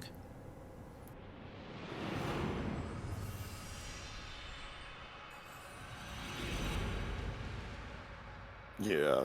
A dream has been revealed. Let us dream. Just to show off what it's like. Yeah, because we haven't shown one of these, so... They live in Shell. He is in darkness. Unlike the darkness of night, it is enclosed, devoid of depth or expanse. He hears a heavy door slowly rumbling open. A shaft of light shoots in, but it is not so well defined as that. To eyes accustomed to nothing but darkness, however, the faint gleam feels like a shower of sparks. "Stop this, please, I beg of you, let me go!" A young man's screams echo through the emptiness. No voice answers him. Crouching in the darkness, Kym counts the footsteps. 3 men have come in. The disorderly footsteps probably belong to the young man. The other 2 are perfectly regular. "Please, I'm begging you. If it's money you want, I'll get all you could ask for on the outside, I promise. I won't forget to show my thanks to you, please." The only reply of the 2 men who have brought the young one here is the clack of an iron lock opening. "No, no, please, I'm begging you. I'll do whatever you want. Anything." A dull thud is the sound of flesh tearing, bone wrenching. Someone collapses on the floor. A strangled scream. The clunk of an iron lock closing. Kym knows the young man has been thrown into the shell diagonally opposite his own. When you are locked into one of these windowless shells, your hearing becomes acutely sensitive. "Don't do this! Let me out of here! Please, let me out of here!" From the sound of the voice, Kym can imagine a young man's face with boyish traces. A small-time hoodlum, hardly a step above a teenage gang member. When he was still on the streets, no doubt, he used to swagger down the sidewalk, his cunning but cowardly eyes darting every which way. The two men who brought him here maintain their silence to the end, their footsteps moving off together. The heavy door opens and closes again. Left alone in the darkness, the young man howls his entreaties for a time, but when he realizes they will do no good, he shouts himself hoarse, spitting out one curse after another until he begins to sob. "Quiet down there," an old man calls out from one of the other shells. "It won't do you any good to make a fuss. Time to give up, sonny." This is the voice of the oldest man living in the dozen or so shells lined up in the darkness. He was already here when Kime was sent to his place. It is always his role to quiet and comfort the obstreperous newcomers. "If you got time to bawl like that, keep your eyes closed." "Huh?" "Just make sure you keep sucking on your memories of the outside, like a piece of candy." Sounds of suppressed laughter come from the surrounding shells. Kime joins in with a smile and a sigh. All the shells in the dark are supposedly full, but few of their inhabitants are laughing. Most of them have lost the strength to laugh. "Hey, sonny," the old man continues in his role as advisor to the newcomer. "No point making a fuss. Just calm down and accept your fate. Otherwise," and here a note of intensity enters the old man's voice, "they'll just drag you out of here feet first." This is exactly what happened yesterday to the former inhabitant of the young man's shell. He had been screaming on and off for a day, then came a day of banging his head against the shell wall, then nothing, until he was dragged out in silence.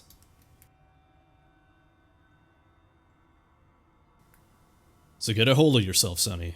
Don't let the darkness swallow you up. Close your eyes and imagine nice scenery from the outside. The bigger the better. The ocean or the sky or some huge field of grass. Remember, imagine. It's the only way to survive this place. This was the advice he always gave to the newcomers. The young man screamed tearfully, "Who the hell do you think you're kidding? Survive this place? And then what? I know what this place is. No exit prison. They throw the lifers in here, give them just enough food to keep them alive, and in the end, they kick the bucket anyway. Am I right? There's nothing left to hope for." His shouts turned to sobs again. This is the reaction of most of the newcomers. Nor are they mistaken. This is a prison. Each of the shells is a solitary cell with bars, and the sun shines on a prisoner only on the day of his funeral. Everybody dies, sonny, that's for sure. You just can't let your mind go before your body does. Hope doesn't have to fade unless you throw it out yourself, the old man goes on softly. Then he adds with feeling, "This system we live under can't last much longer either."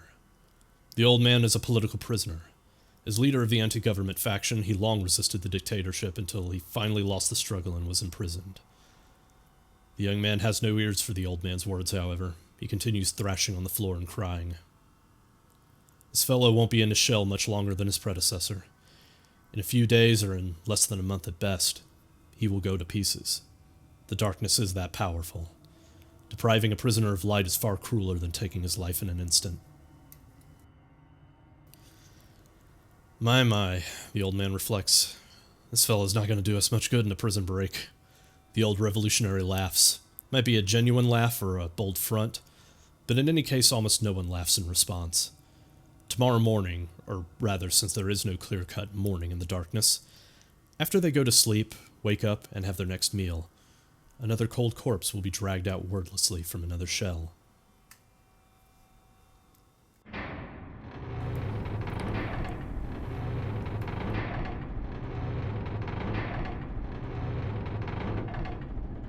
Hey, listen. How many of us are here now? The old revolutionary asks. Answer if you can hear me.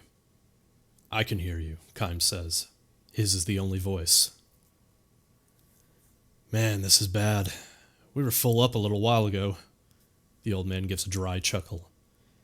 Kime asks, I wonder if something's happened out there. Maybe so, answers the old revolutionary. If you ask me, this would be about the right time for a coup d'etat or a revolution. My boys aren't going to keep quiet much longer. What was your name again? Kime? Have you noticed what's happening? How there used to be a lot more guys getting thrown in here until a little while ago?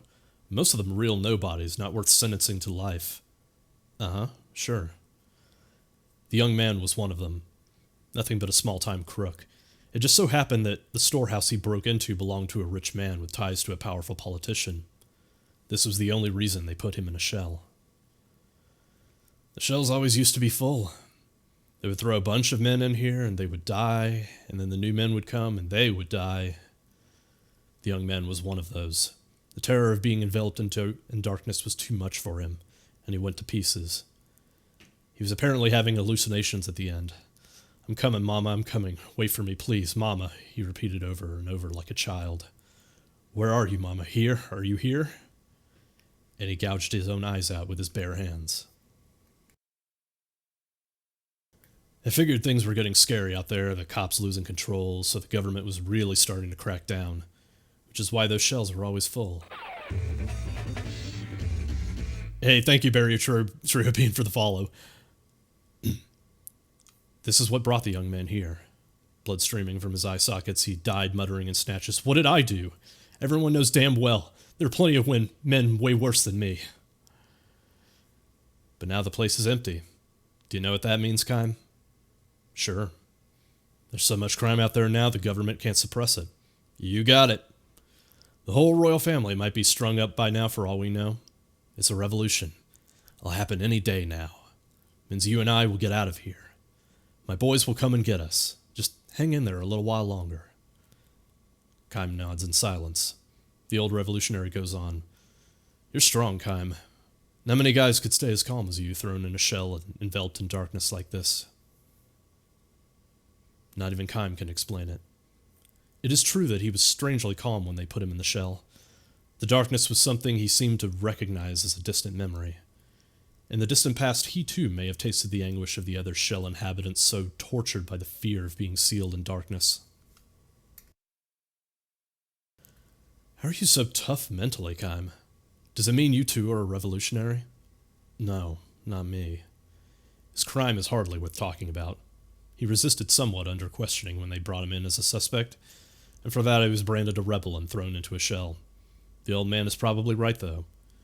The country's dictatorship is almost certainly in its last days. It won't be long now. We'll be back in the real world before we know it.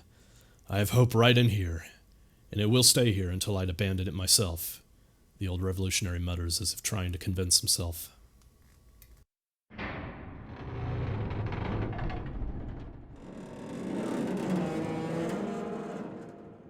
The prison falls soon afterward.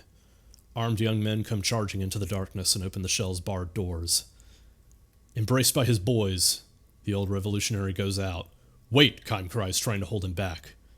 But he is too late. Anxious to see the new world following the destruction of the old system, the old revolutionary steps outside and opens his eyes. It is evening. Though the sun is nearly down, its light is still strong enough to burn eyes accustomed to total darkness. The old revolutionary presses his hands to his eyes and, with a groan, crumples to his knees.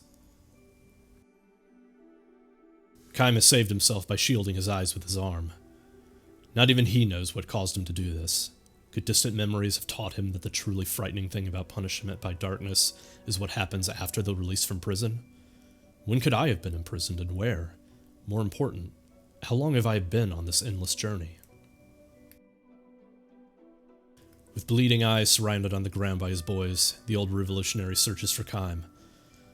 I came all this way, Kime, only to make one terrible mistake at the bitter end. My eyes are probably useless now. This is precisely why he asks Kime for one last favor. Tell me, Kime, what is the outside world like? Has the revolution succeeded? Are the people happy? Are they smiling joyfully? Kime opens his eyes slowly and just barely beneath the shade of his hand. As far as he can see, the ground is covered in bodies. The corpses of royal troops and revolutionary troops are heaped on one another. Countless civilians are dead. A mother lies dead with her small child in her arms, the bloody corpse of the child's father next to him, arms outstretched in a vain attempt to shield them. Tell me what you see, Kime. Kime fights back a sigh and says, You must work from now on to build a happy society. The old revolutionary senses the truth.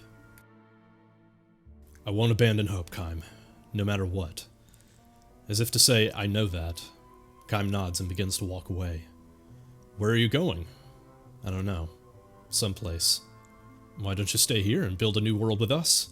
You of all people can do that, I know. Thank you, sir, but I'll be moving on just the same. The old revolutionary does not try anymore to hold Kaim back. Instead, as a parting gift, he repeats for Kaim the words he spoke so often in his shell. There will always be hope, wherever you are, until you yourself abandon it.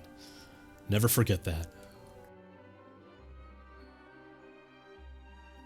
Kaim walks on.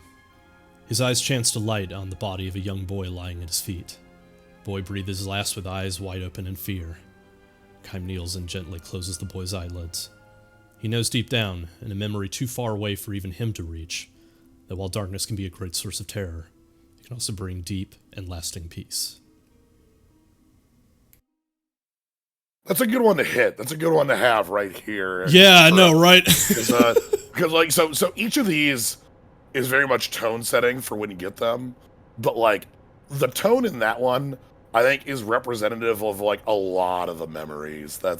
They're deep, dark with like a you know, a light of hope at the end. What do you mean? Yeah. And also, yeah, I do like the fact that he didn't lie to the old man. I'm afraid. Yeah. He didn't sugarcoat it. He was just like, hey, You're gonna have to work to fix And this. I tell you what, I'd be It's lying but you can fix it now. saying that I was scared of you as well. Yeah. I'm afraid too. You're kidding. This is so much more of Kaim's character than we others have got. Yes, that's why the dream... Again, there's a reason I find the dreams really important to the game. I am General Kakanis. No, you're Your not. Majesty bestowed upon me the honor of commanding all Numara's forces. I Your name's speak of Heihachi Her Kakanis, Majesty's I don't know. orders, and you shall answer Try to my lighten things up. questions. Go ahead, ask away. But no geography question. What were you doing at Grand Staff? You are Uran spies. Yeah, on presumably Uran territory. You got anything else to say, dude? We're, Just ordinary travelers. yeah, travelers. What we are. Yeah, I'm the husband. Over there's my wife. And, Mr. Chuckles there in the middle. He's my buddy. He's my buddy. Yeah, we were just surprised, you know, to see a building that huge while on our trip here. Ah, do you think I'm a fool? That's Grand Staff, Ura's giant magic engine. And we are already aware that there is a link between that thing and the recent meteor crash. What I want to know is exactly what caused it to happen. I suppose none of you know anything. You're not spying for Ura, are you? Or maybe Gotza, I'm telling you, we're just travelers. Come on, we're not spies. We don't know what happened. Come on, let us out of here. Ah, since when do ordinary travelers display such masterful fighting? Since you have to trek up a mountain and fight this huge fucking griffin that bursts you down constantly. We're simply travelers. Kaim even getting in on this. We're traveler. Do you not understand? We have a great deal of skill in loosening obstinate. If you know it's Uran's thing, yeah, like, this is kind of like pretty hypocritical considering they're the ones who are encroaching on other countries' territory.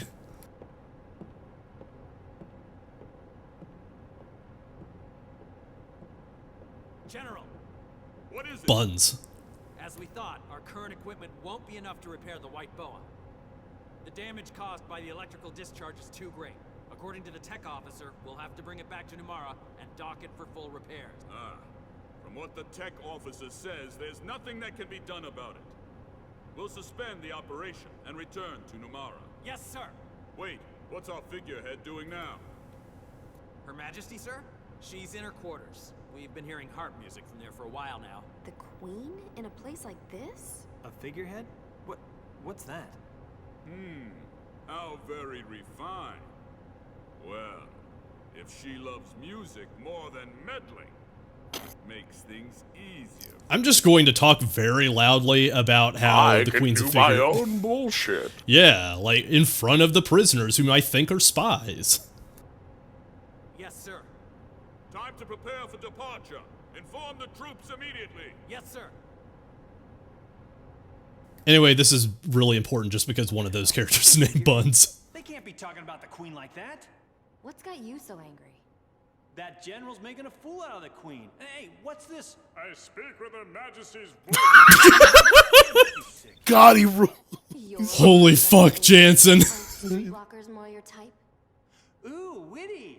No, Namara's what bothers me. Hey, what the hell kind of country is it?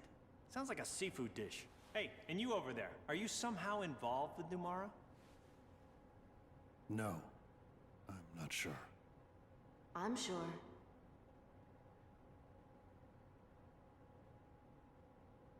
A glowing white monument. I'm glad they let him keep the glasses. Do you remember it? It feels like my memory is returning, bit by bit.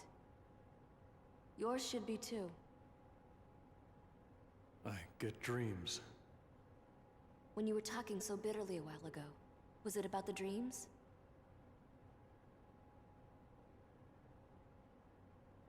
Oh, so the dreams scare you.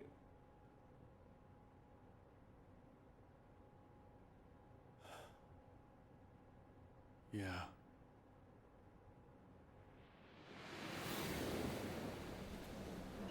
And here's this scene we've had before. My memories seem to flood my dreams. Are they just dreams? Or are they my past? Those glasses suck so bad. No. Holy shit. They have like tiger print on the top. It's both that and the color and like... Yeah, and it's like red on the bottom. Oh, They're really man. bad.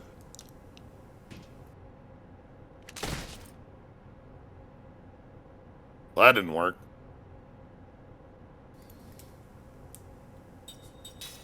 I don't know, maybe Seth smashing uselessly into the cage will work. Well, that didn't work.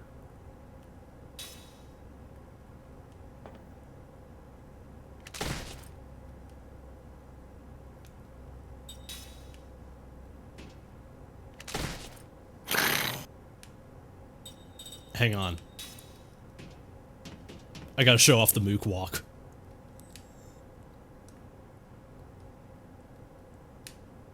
Oh, it's holding something. That's not.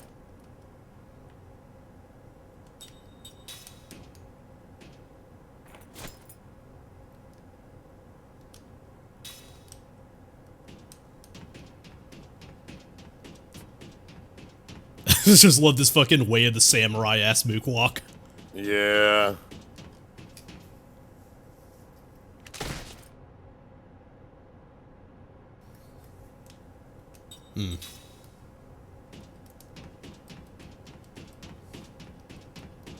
Okay, I guess it's fine now. That one is weird.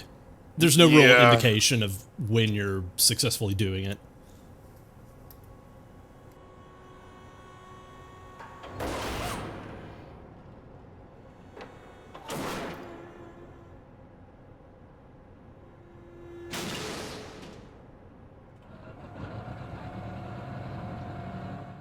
Why is this always happening to me? You know, I should have just not woken up this morning. I'm not only afraid of heights, I'm claustrophobic. These are two things I can't cope with. Kai, say something. Come on.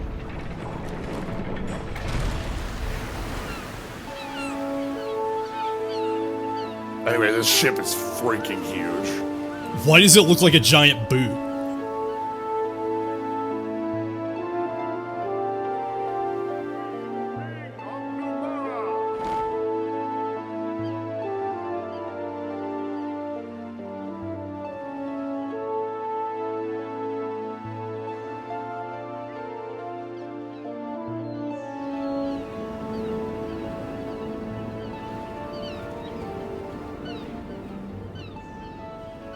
Like it's literally a giant boot sailing backwards. I'm sorry.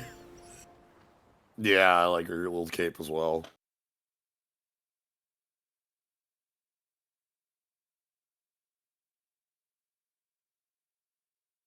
Yeah, no, White Boa is gigantic. It's huge. Oh, hey, stats on the loading screen. Oh shit! You're loading from hard drive, aren't you? Yeah. Okay. I got faster loading times. Notable feature of this game on release, by the way, long load times. Anyway, rip.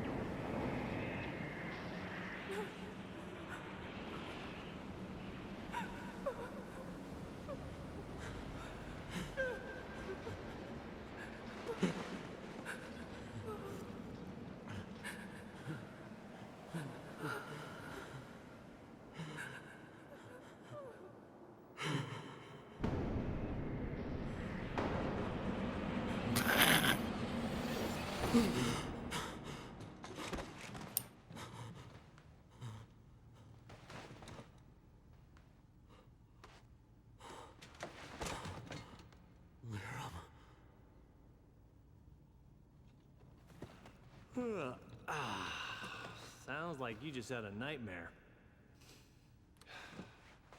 Who's, Lirum?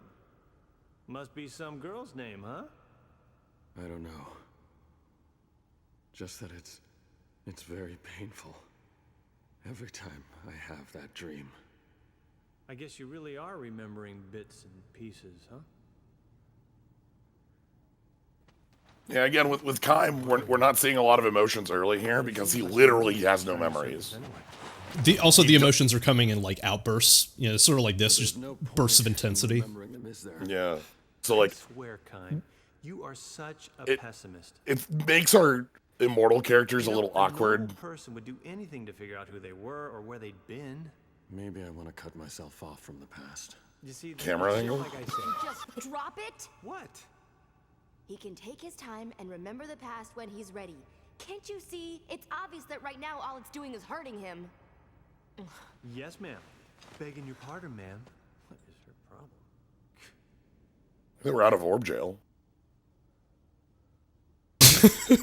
I'm sorry, it's just like... They took the time to have Jansen pull a face, and it looked great. Guess I might not even have to use this. You know, this weird, suspicious thing that I'm going to hold right in front of me where everyone can see.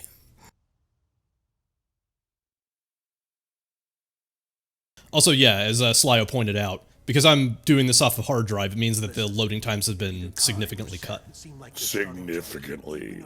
Like, let me tell you, on disc, this is slow. Those loading screens, you get time to soak them in. Battles load much slower as well. Loading times were, in fact, one of the things that this game was criticized on release. Yes. If it comes down to that, I'll triple your pay. Let me think about that. Okay.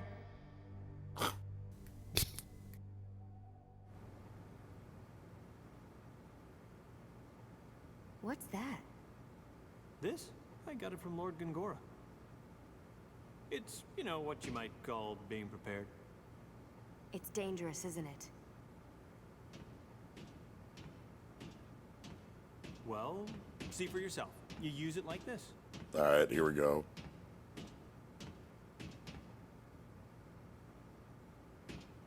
This fucking rules.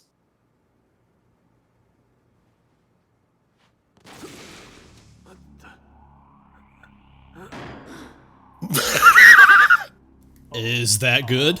Is he dead?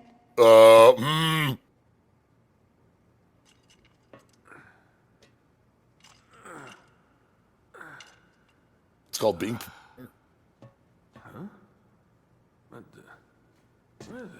He went that way. Bring it on.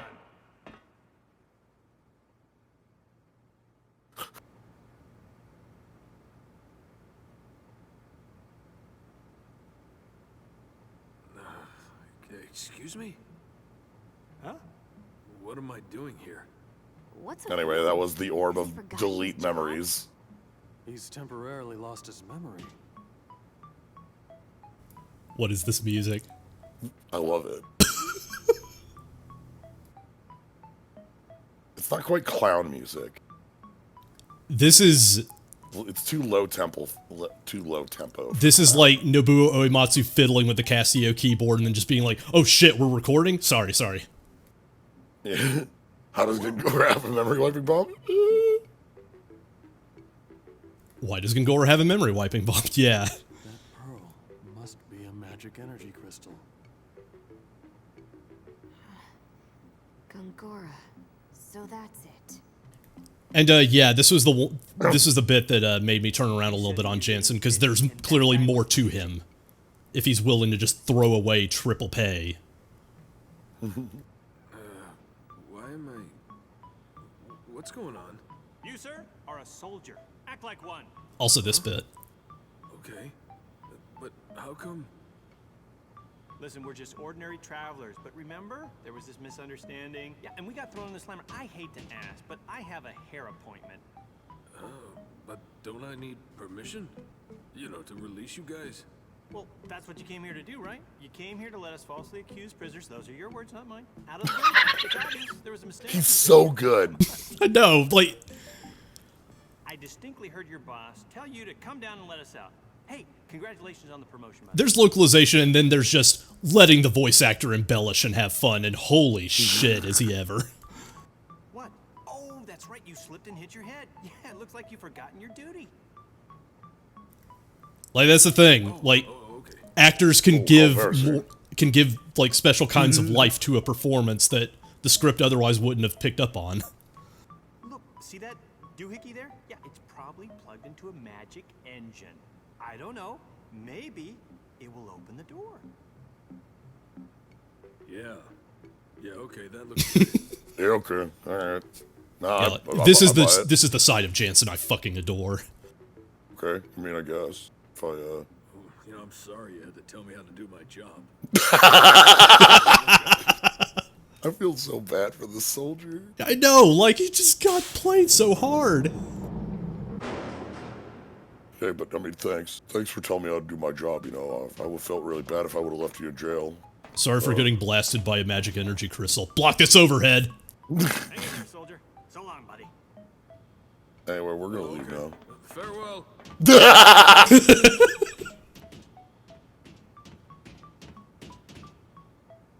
You're a sneaky one, aren't you? What do you mean? It worked. Thanks for the help. Seriously, you could charm the skin off a snake with that kind of tongue. It still bothers me why Gongora would give you something like that pearl. But I should thank you. Just this once. Right, Kime? Yeah. The way they chime is just like so uncertain. Yeah. I love that. I guess. Yeah. I am glad that both Seth and Kime were like, hey, it's still really weird that Gongora gave you that thing, but like, sure. Thanks.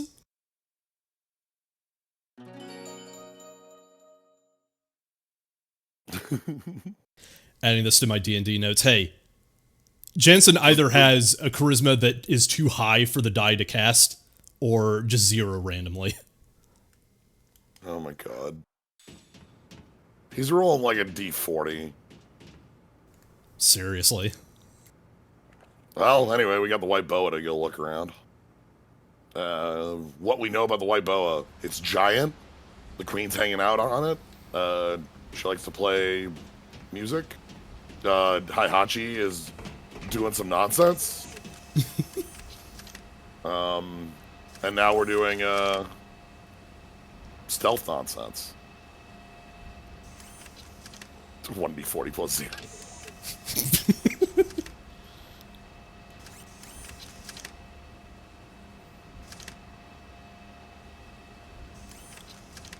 A little bit from the manual I've got here. The free ocean state of Numora. Fuck. Well.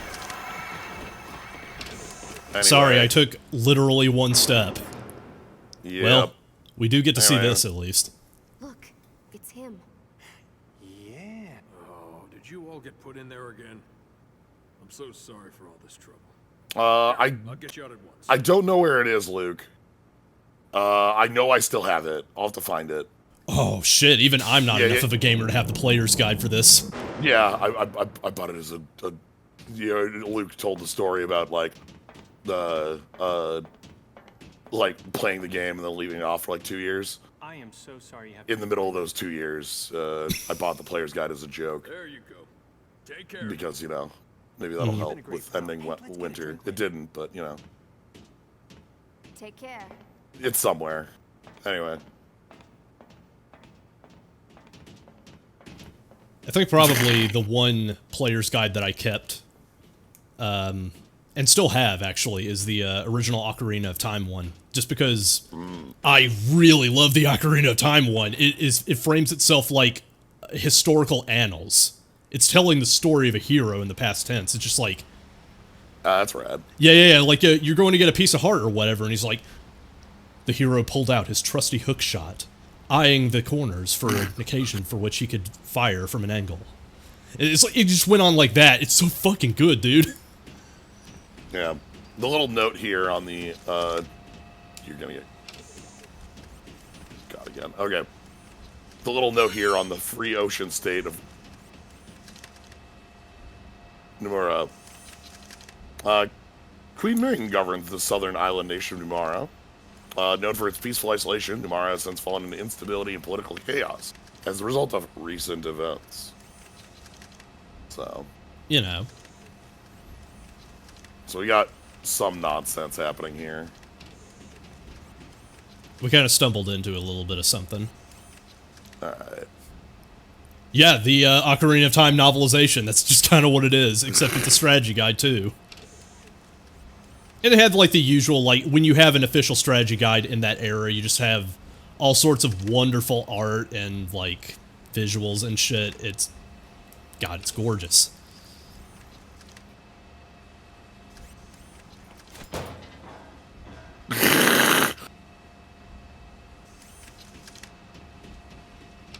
And then we book it at 1 million miles an hour, so we're fine. God, Solid Snake wishes he could book it at that speed. God. Delt's never been so easy. Alright, now we got Paralyze. Nice. Oh. We don't have our stuff yet, so I can't check the spell book, but trust me, it's there. Don't worry about it. I forgot we had our stuff stolen.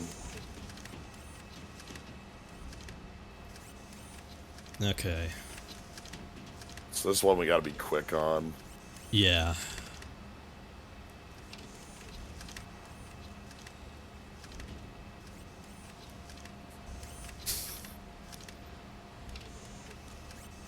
So we gotta shut the shutter. Mm-hmm.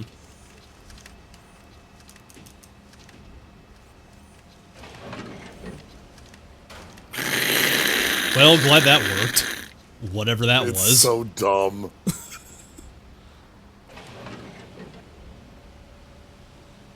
Yo, combat data. Thanks for the Yo, sub. thank you for the sub. Much appreciated. There's no current sub notification sound, but imagine there was. Imagine.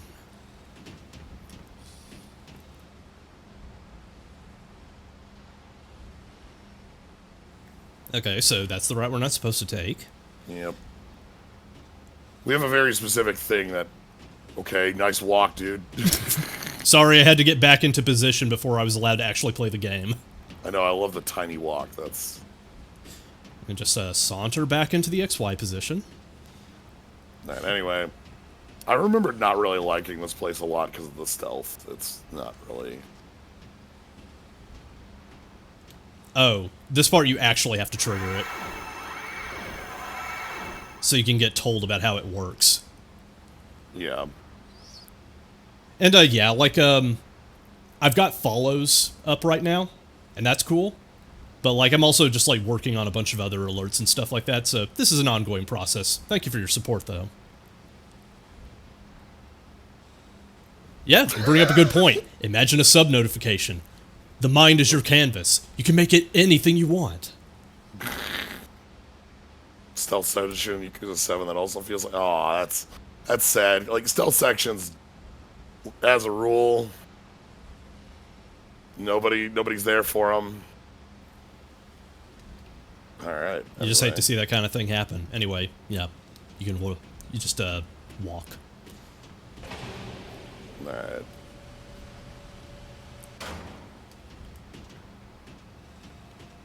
Stealth sections are, well, stealth in general in video games is a thing that has to work in order to build up goodwill, as opposed to just having it right off the bat. Yeah. It's on them to meet you halfway, basically.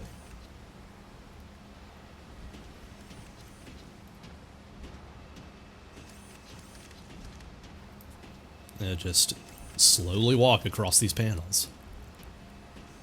And then run very fast over here.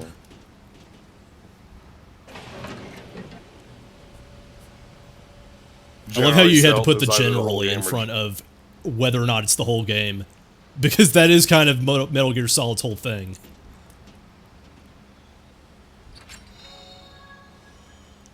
Alright, we got a slot seed. Nice. It's either literally what you're doing or, like, you're probably doing it poorly. Like... Mm-hmm. Yeah, I think we're fine over here.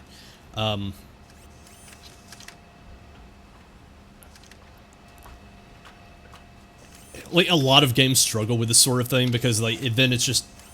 Okay, you want to add a mechanic that is not the overall thing that you are doing with your game. Okay, first question, why? Follow-up, is it going to be fun? Like, is it going to mesh with your core mechanic? Yeah, like what purpose does it serve? Like, you know, in Dread, they're not as much stealth sections as they are frantic, like, running sections. You know? Yeah.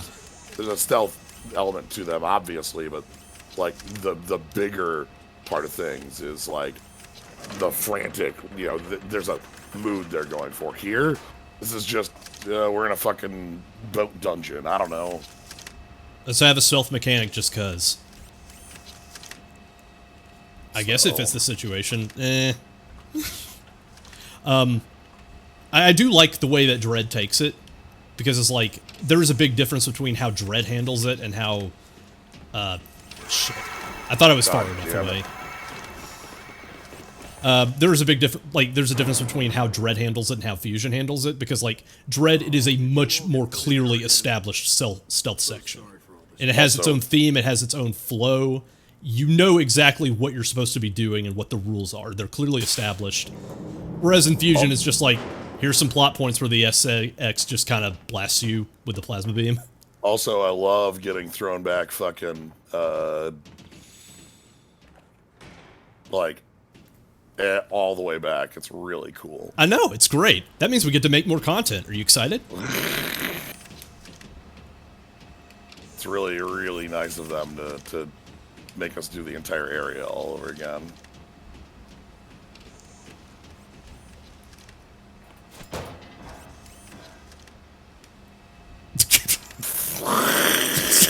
Yeah, just fucking rubber band it over Whatever, here. We don't know dude. how to make the mechanic function properly, whatever. Whatever. Anyway, this one's still stuck in jail. So that's nice. I think. Yeah, this one doesn't matter. I'm just making sure, because that one could very well be like, well, they got the mechanic down. Yep. We can turn it on for reals.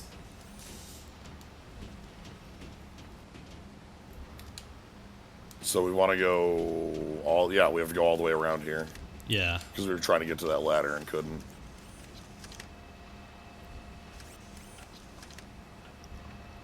It's kind of the thing that bugs me the most about this one, because, like, you can't really tell how much of a range these things have on sensors, especially since they don't have faces to speak of. You can vaguely tell what direction they're supposed to be quote-unquote facing, but they're a fucking orb.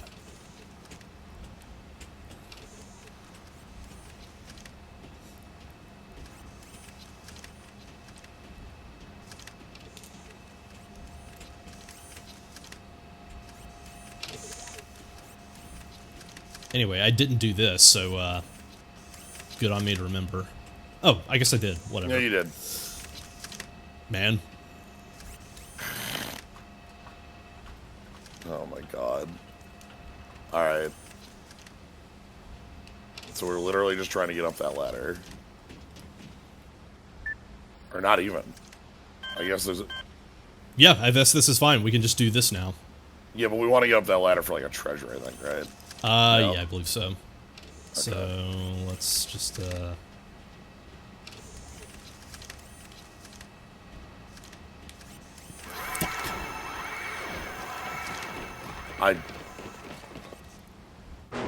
I'm gonna say right now we already got all the stuff that's important. I was gonna say, what if we just ignore that shit?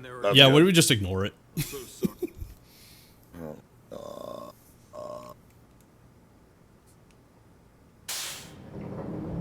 Everything's fine. We're doing all right. How are you?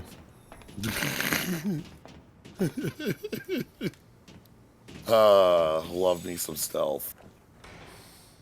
I had literally forgotten about this area. Same. In my mind, we just went straight to Nomura, but like, no, you're right. Like, because we also have, there's this one other scene that has to happen on the boat that I remember. Are you fucking real, dude? Cool. Nah, that's cool. Oh, did you all get... I love the kinds of stealth sections that are reliant on state, as opposed to actually tracing the object and distance between the two characters. Well, as we saw with the guards earlier, that ain't happening. Uh-huh. Who needs AI when you can just have positioning and like state transitions? It's fine. We'll be getting through this. Hey, dude. Folks. Hey, dude. Oh, did you all get... You know, they said this dude's amnesia was temporary, but I'm starting to wonder on that one, you know? This, like, that shit that Gungora made was supposed to work on Immortal, so God knows how badly it fucked this dude's brain. Absolutely annihilated the dude.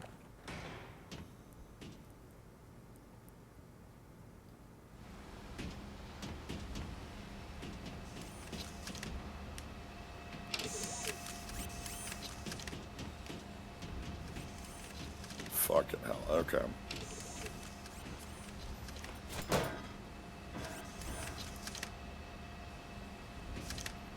Gotta be good for at least a couple years? Hell, that's mighty generous of you.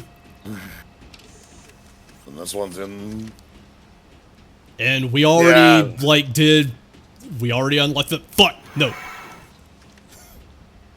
Okay, this actually was a freebie. Whew. Yeah, you don't want to hit this next one or it'll wake up the dude. And from here, we're home free. Because we unlocked the door.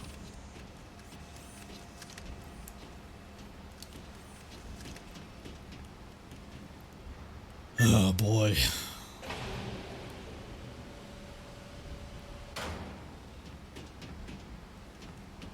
Cool. Yeah, you're trying to blast 1,000 years worth of memories out of somebody's head.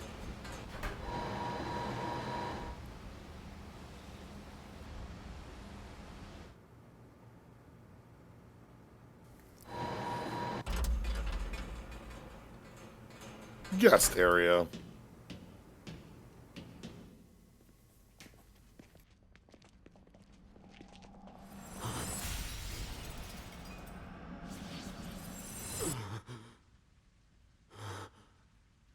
Hey, These edibles ain't shit. I know I keep saying this, and I know I said this earlier, but your memories are returning. Aren't they? Maybe. You hate them so much. What's your problem? Ever since we stopped the magic energy leaking from Grand Staff, you get that... Seth, that was 10 minutes ago. ...exposed back there? Got no use for the past. Kime! Don't say things like that. It's none of your business.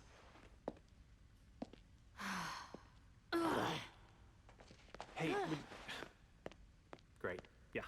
Maybe I was just a little too quick to throw that black pearl. Golly, I gotta lighten up. I'm just way too tense. I need to get back to those 3 girls. Okay, so stealth section done. Because we spy our weapons over there.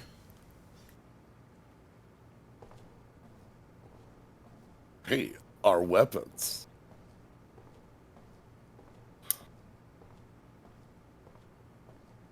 This is bullshit. I'm leaving.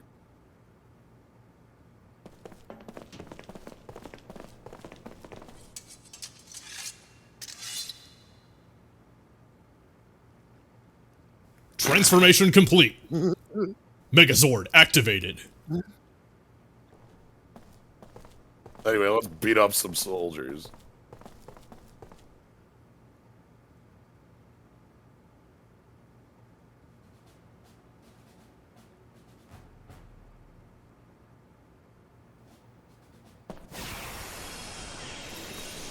All right. Oh yeah! Let's get it on! Finally.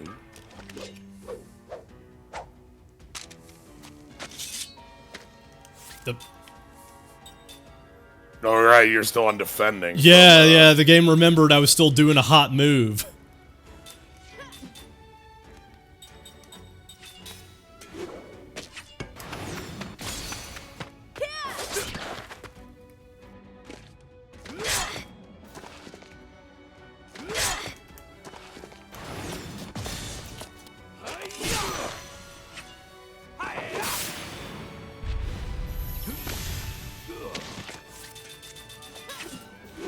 I love being able to just hold down A and have my entire string of inputs just go.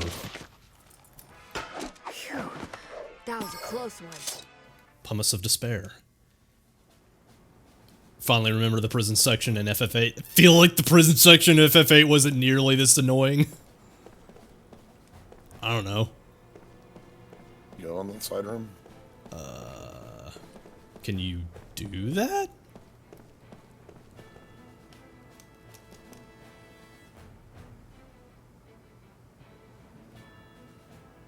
Okay. Ah. That's what I thought. Like, I play this game every year, but some things just slip my mind. The problem with 8's prison section is that it's 15 floors of the same area. Oh, right, because it's a gigantic spinning cylinder in the desert. Yes. So it all looks exactly the same. Boring. If you didn't have encounter none, it would be way worse. I love how much you can break FF8 and make it your own. Okay, so I'm just gonna go ahead and save. You know. No, I actually wanted this. Like, this is good. I wanted this.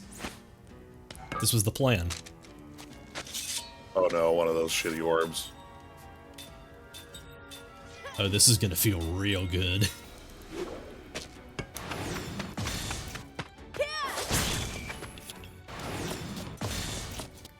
Why are you in the back row like an asshole? Yeah, that was a... This is what we call a tactical error. Oh, at least we get to see this cool dog.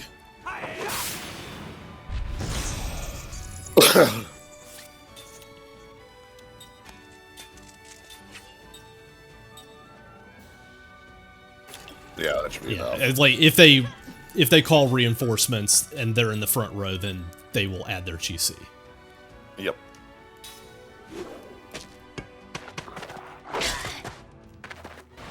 Okay, dog gets pretty hard. Uh-huh.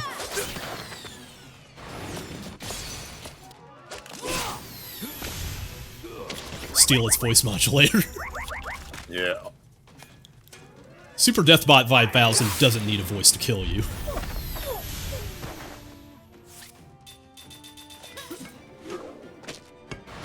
I'm telling you, you remind me of that game and suddenly I'm just flooded with life. Guard.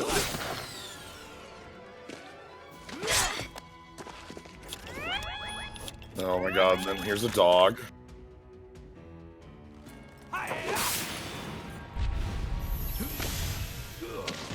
Also, as you can see, or maybe not, it's slot dependent. If the slot gets filled, then the GC is added. It's weird. Yeah.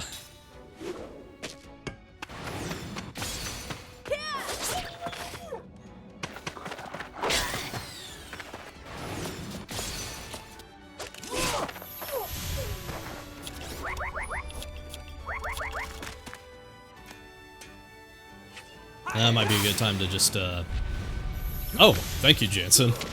Alright, finally. Super cool of you.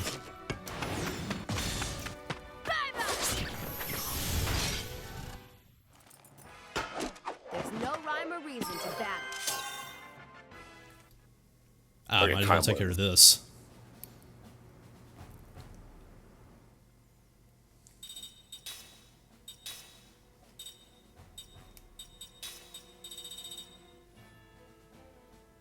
Sure, what do we want here?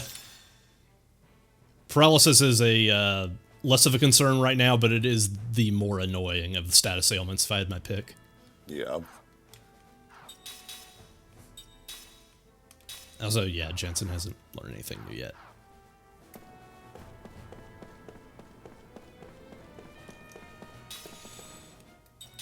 All right. How far are we feeling like we're going to be going today?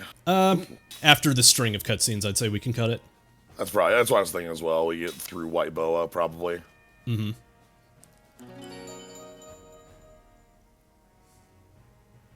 Oh, hello. Thank you for the raid. Thank you Welcome. for the raid, Career Blaze. Super appreciate it. We're playing Lost Odyssey. That one Final Fantasy that you didn't know was real. It was made by Mistwalker, the boys behind Final Fantasy before they had to leave because of Spirits Within bombing. It is a game that is very near and dear to both of our hearts. It's weird, it's got its problems, but we love it to death. Let's find our way through the dang old Boa. You picked a hell of a time to do this, though. So, I am just going to warn chat right now. Jensen's a bit of a creep in this one, so, like, grip it and rip it.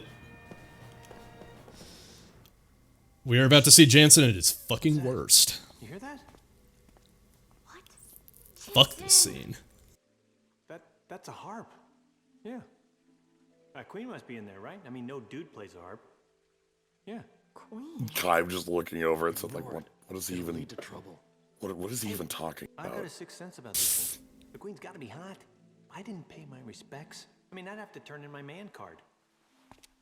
We were literally in jail 30 seconds ago, and he's going in alone. What are you trying to pull, Jensen? Open up.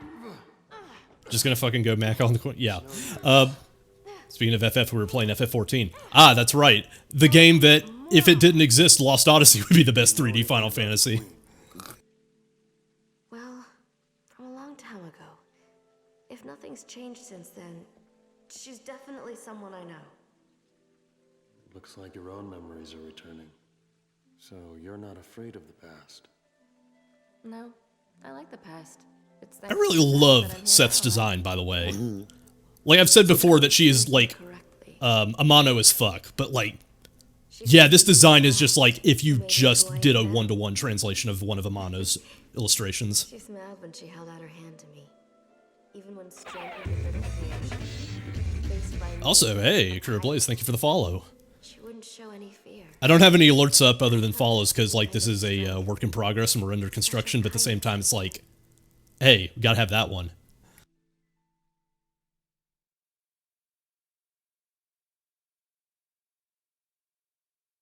When I read off the Numara bit, I left off the Queen Ming, known as the 1,000-Year Monarch. Arrested me for piracy, but instead she invited me to her palace. We talked about a lot of. Oh, hey, yeah, no problem at all. Hey, thanks for the raid. Find someone in such a high station who was so open-minded. I really appreciate the support. She wasn't just open-minded. Even though we just met, it felt like we'd known each other for years. Our talk seemed full of nostalgia. I laughed for the first time in Seth, were you dating the Queen? I don't know if she felt the same way. But at any rate, she seemed fascinated by everything I said. Treasure hunting in the Great Eastern Ruins, beating the crap out of pirates who stepped out of line.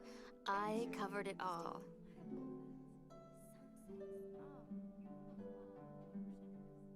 Tell me about your life. But when I look back at the way she let me keep talking, I think she might have longed to be free, just for a moment.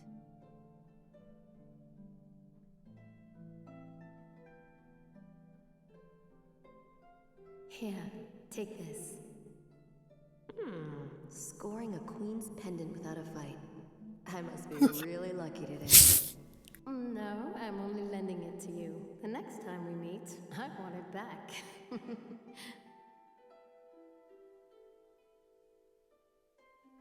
I feel like the Queen of Numara's voice acting is a little off.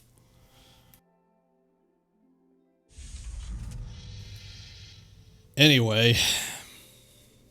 Ooh, can't pass up a chance like this. Sorry, gang. We were just arrested. We just found our weapons, and now it's time to go hit on the queen. Yep. At least we get to see this again. Yeah.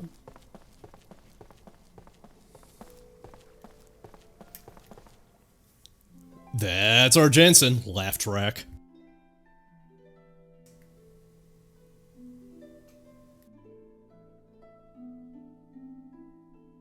A good time to enjoy a drink. Talking a lot is a lot of talking, especially since I covered a story that I didn't think I was going to. Yeah, we'll have to, like, swap off on those. Yeah, by the way, let me know if I was engaging or anything. Like, I have never gotten to actually break out my reading voice, ever. So, yeah, really interested in what people thought.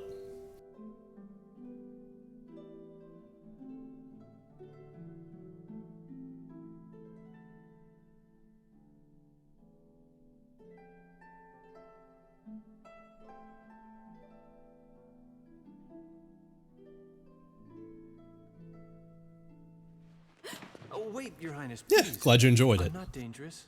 I swear. Whew, thank you so much. Please, just don't call the guards yet. Who are you? I beg your forgiveness, Your Highness, for the sudden... Oh, we're doing this, huh? Freed at your service. Oh my I god. am but a simple fool, drawn here by your lovely harp song. The White Boa is ordained away. Where did you come from?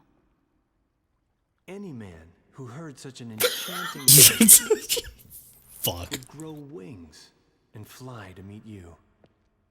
Land or sea, just as long as he found you. Like this. Ah, I would very much like to know your name, Your Highness. Ming Numara. Ah, such a lovely name. And I've finally gotten to see you smile. Please, feel free to laugh at this simple fool. Just seeing your smile has made it worth risking your wrath at my... Every time Jensen looks down, I think that he's just like flipping a page of his pickup artist book to see what the next move is. He's got a higher charisma than me reading from a book is the problem. Your Highness, I also see loneliness.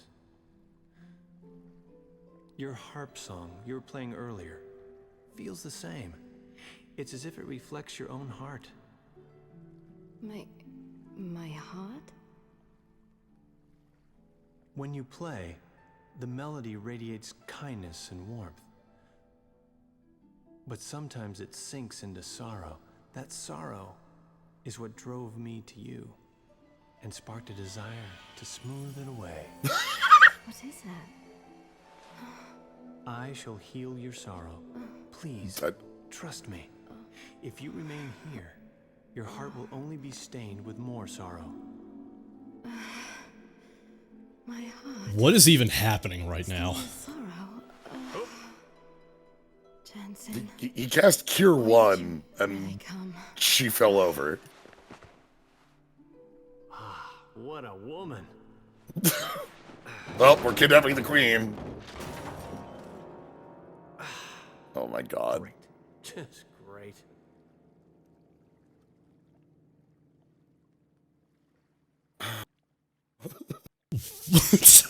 What the fuck even was that? What was the end goal of that?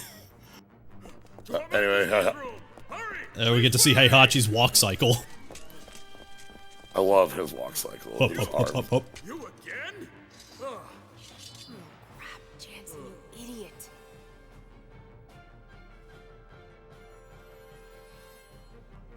Anyway, just gotta shove the queen in my Crap. pocket. Hope no one heard that. And yeah, now we, I'll head back to the entrance where they can easily catch me. Oh, check our items. Do we just have the queen in the the pocket. There's no way. Okay. It would have been amazing if they did that, you know. Because we didn't get, you know, we don't have an animation of Jansen just. Oh, well, here carrying she like is this. now. Yeah. Kidnap the queen? Oh. Hello, General? Oh, man. I see you're at least. I want her. I want this animation the whole time, though. That's what I want. Yes. You men, follow me to Her Majesty's room. Oh shit. Your Highness, it's General Kakanis. I heard a loud noise just now. Are you all right? Your Highness, please open the Game door. confirms it. Queen is not an object. She's just. Oh god. Buns. Bridge, open the door to Her Majesty's room immediately. This is. That's strange. It doesn't open. Idiots!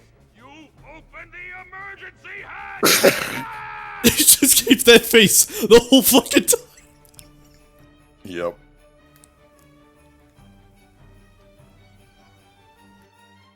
My face when I'm accidentally kidnapping the queen. Oh. I guess I'm being captured. Sure would be a shame if my captors just fucked up and accidentally bungled the whole thing. Anyway, they opened the emergency exit, which luckily is there for us. God.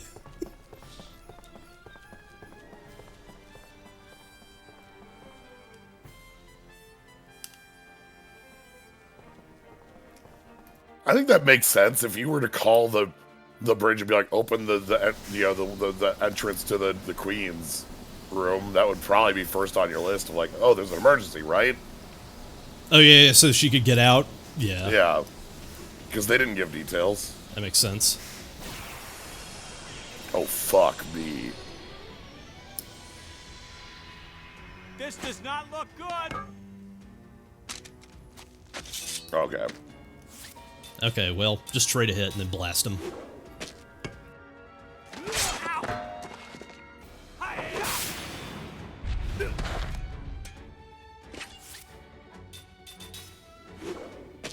Trade 2 hits and heal after the fight. You also notice that casting interference isn't a huge problem even now, because, like, Yeah. he's taking it on the chin and he's still being able to fire off his spells, so, you know, whatever. Yeah, but yeah, we definitely want to heal after every fight here. Absolutely. Because 2 hits was exactly half our health. We will die.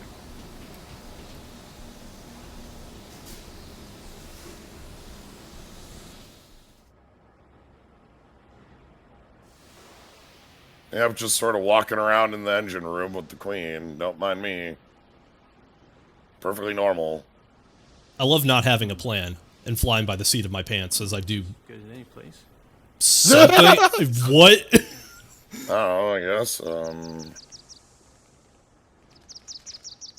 Oh, hey, cool Hey, little bird. guy, you lost? You're not chasing me too, are ya? I love this bird just like a static flap cycle and then just tilting every so often. Also, we gotta keep casting Cure on Bird.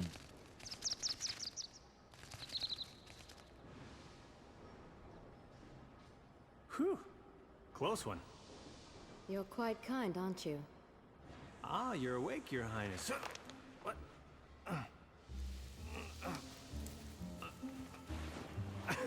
Okay, this isn't funny. I need to get out You of this. know, I was never really asleep. Huh? I couldn't judge your true intentions. Oh, just fucking with you. I sincerely apologize. Well, then do something about this, okay? Not just now. I am the queen, and I cannot simply run away with you. But that Kakanis bastard is taking advantage of you. You can't be comfortable surrounded by these lunkheads, can you? Even so, I will not forsake my duties. Your feet will be fine. Just remain here for a little while. Nothing higher will turn to stone. Gee, thanks for considering my, higher parts. You finally sound more like yourself. Huh? Such insincerity reflects poorly on your true self.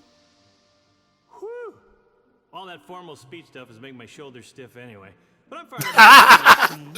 When I get out of this, I'll prove my sincerity to your heart's content. Oh, Oh, yeah. my- You can bet on it. Fucking guy. Your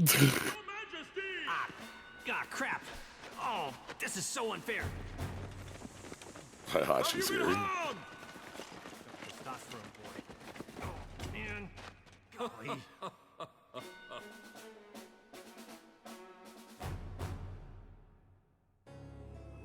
Chance is hilarious. Anyway. Yeah, time for meanwhile- Gongora to be, like, not super suspicious at all. Just doing normal shit in my normal dank wizard cave. I love that he's under house arrest, but this is his fucking house.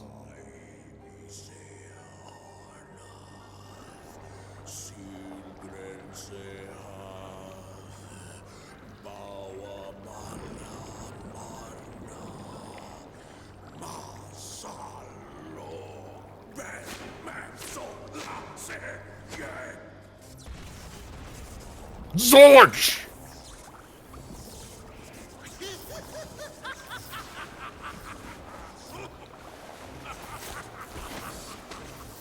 Can you really ever house arrest a wizard? In one of the earlier scenes, he like walked into Tolton's house and just saved him from a poisoning. Hi, if you ever asked me why I love Lost Odyssey so much, I can show you that scene with like Gongora pulling his face all the time and cackling like a madman. Yeah.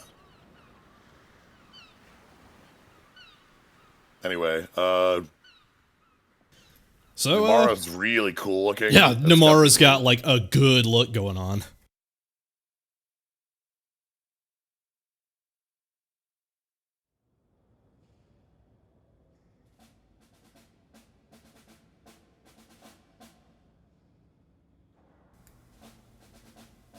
We didn't steal this from any movie, we swear. This is definitely not the ending part of A New Hope. Also, I love this. That suit on the right is fucking incredible. just thought you should know. Absolutely. Just hey, wait. We got a banquet over here. We got to sample every piece of it.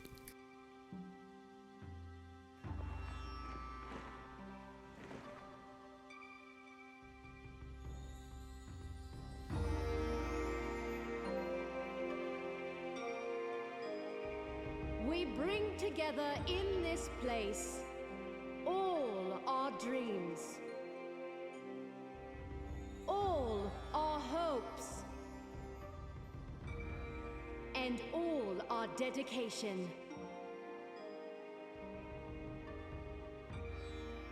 We shall not avert our eyes from our shadowed reflection in still water, nor succumb to apathy. Numata exists so that power may coexist in harmony with peace and tranquility. Is this going anywhere?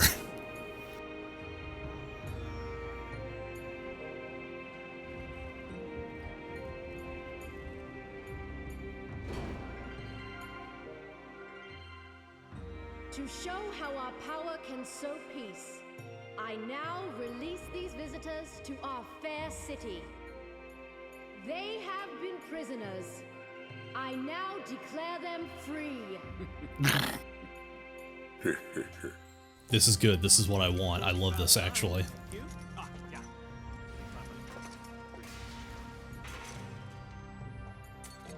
Yeah, it's a power play. It's just the... Ming?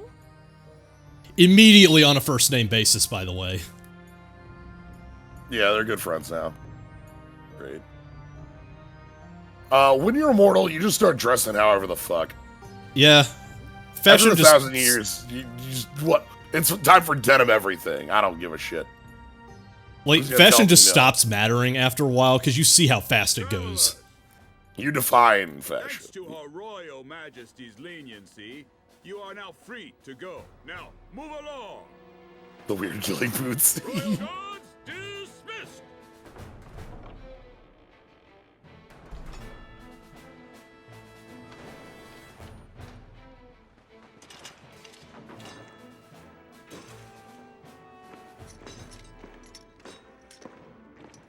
This game has an incredibly weird sense of style. I love it. It's so fucking goofy. Simply turn their backs.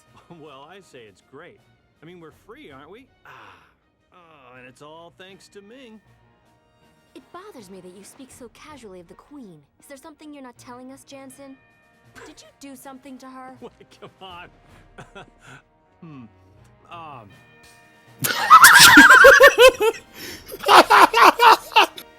Watching them lovingly animate him face pulling the fuck out of that scene.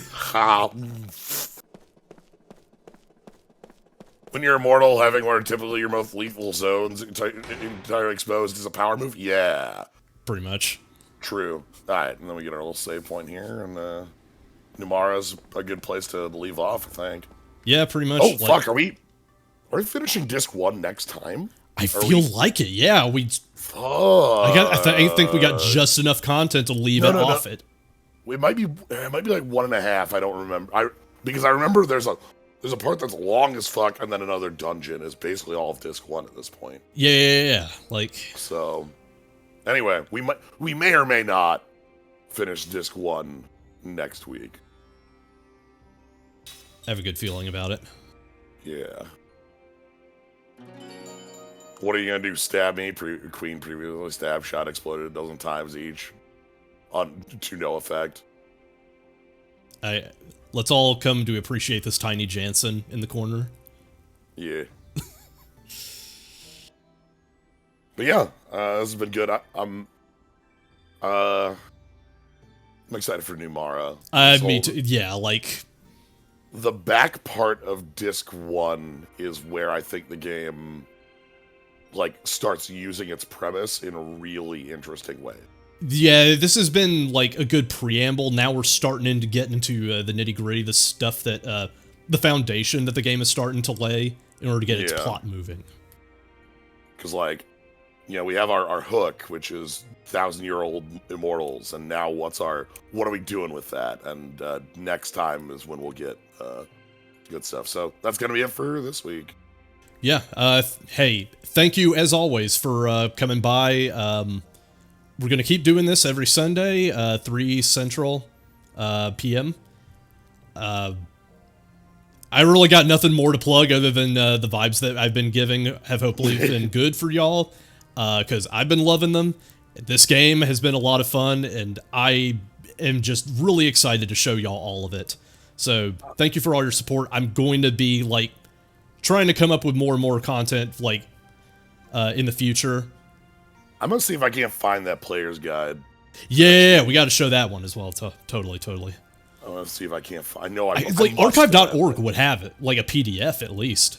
Well, maybe because it was like a literal, like, you know, like, I'll have to see if I can find it. Yeah. Yeah, you might have it, Luke. We'll see. I don't know.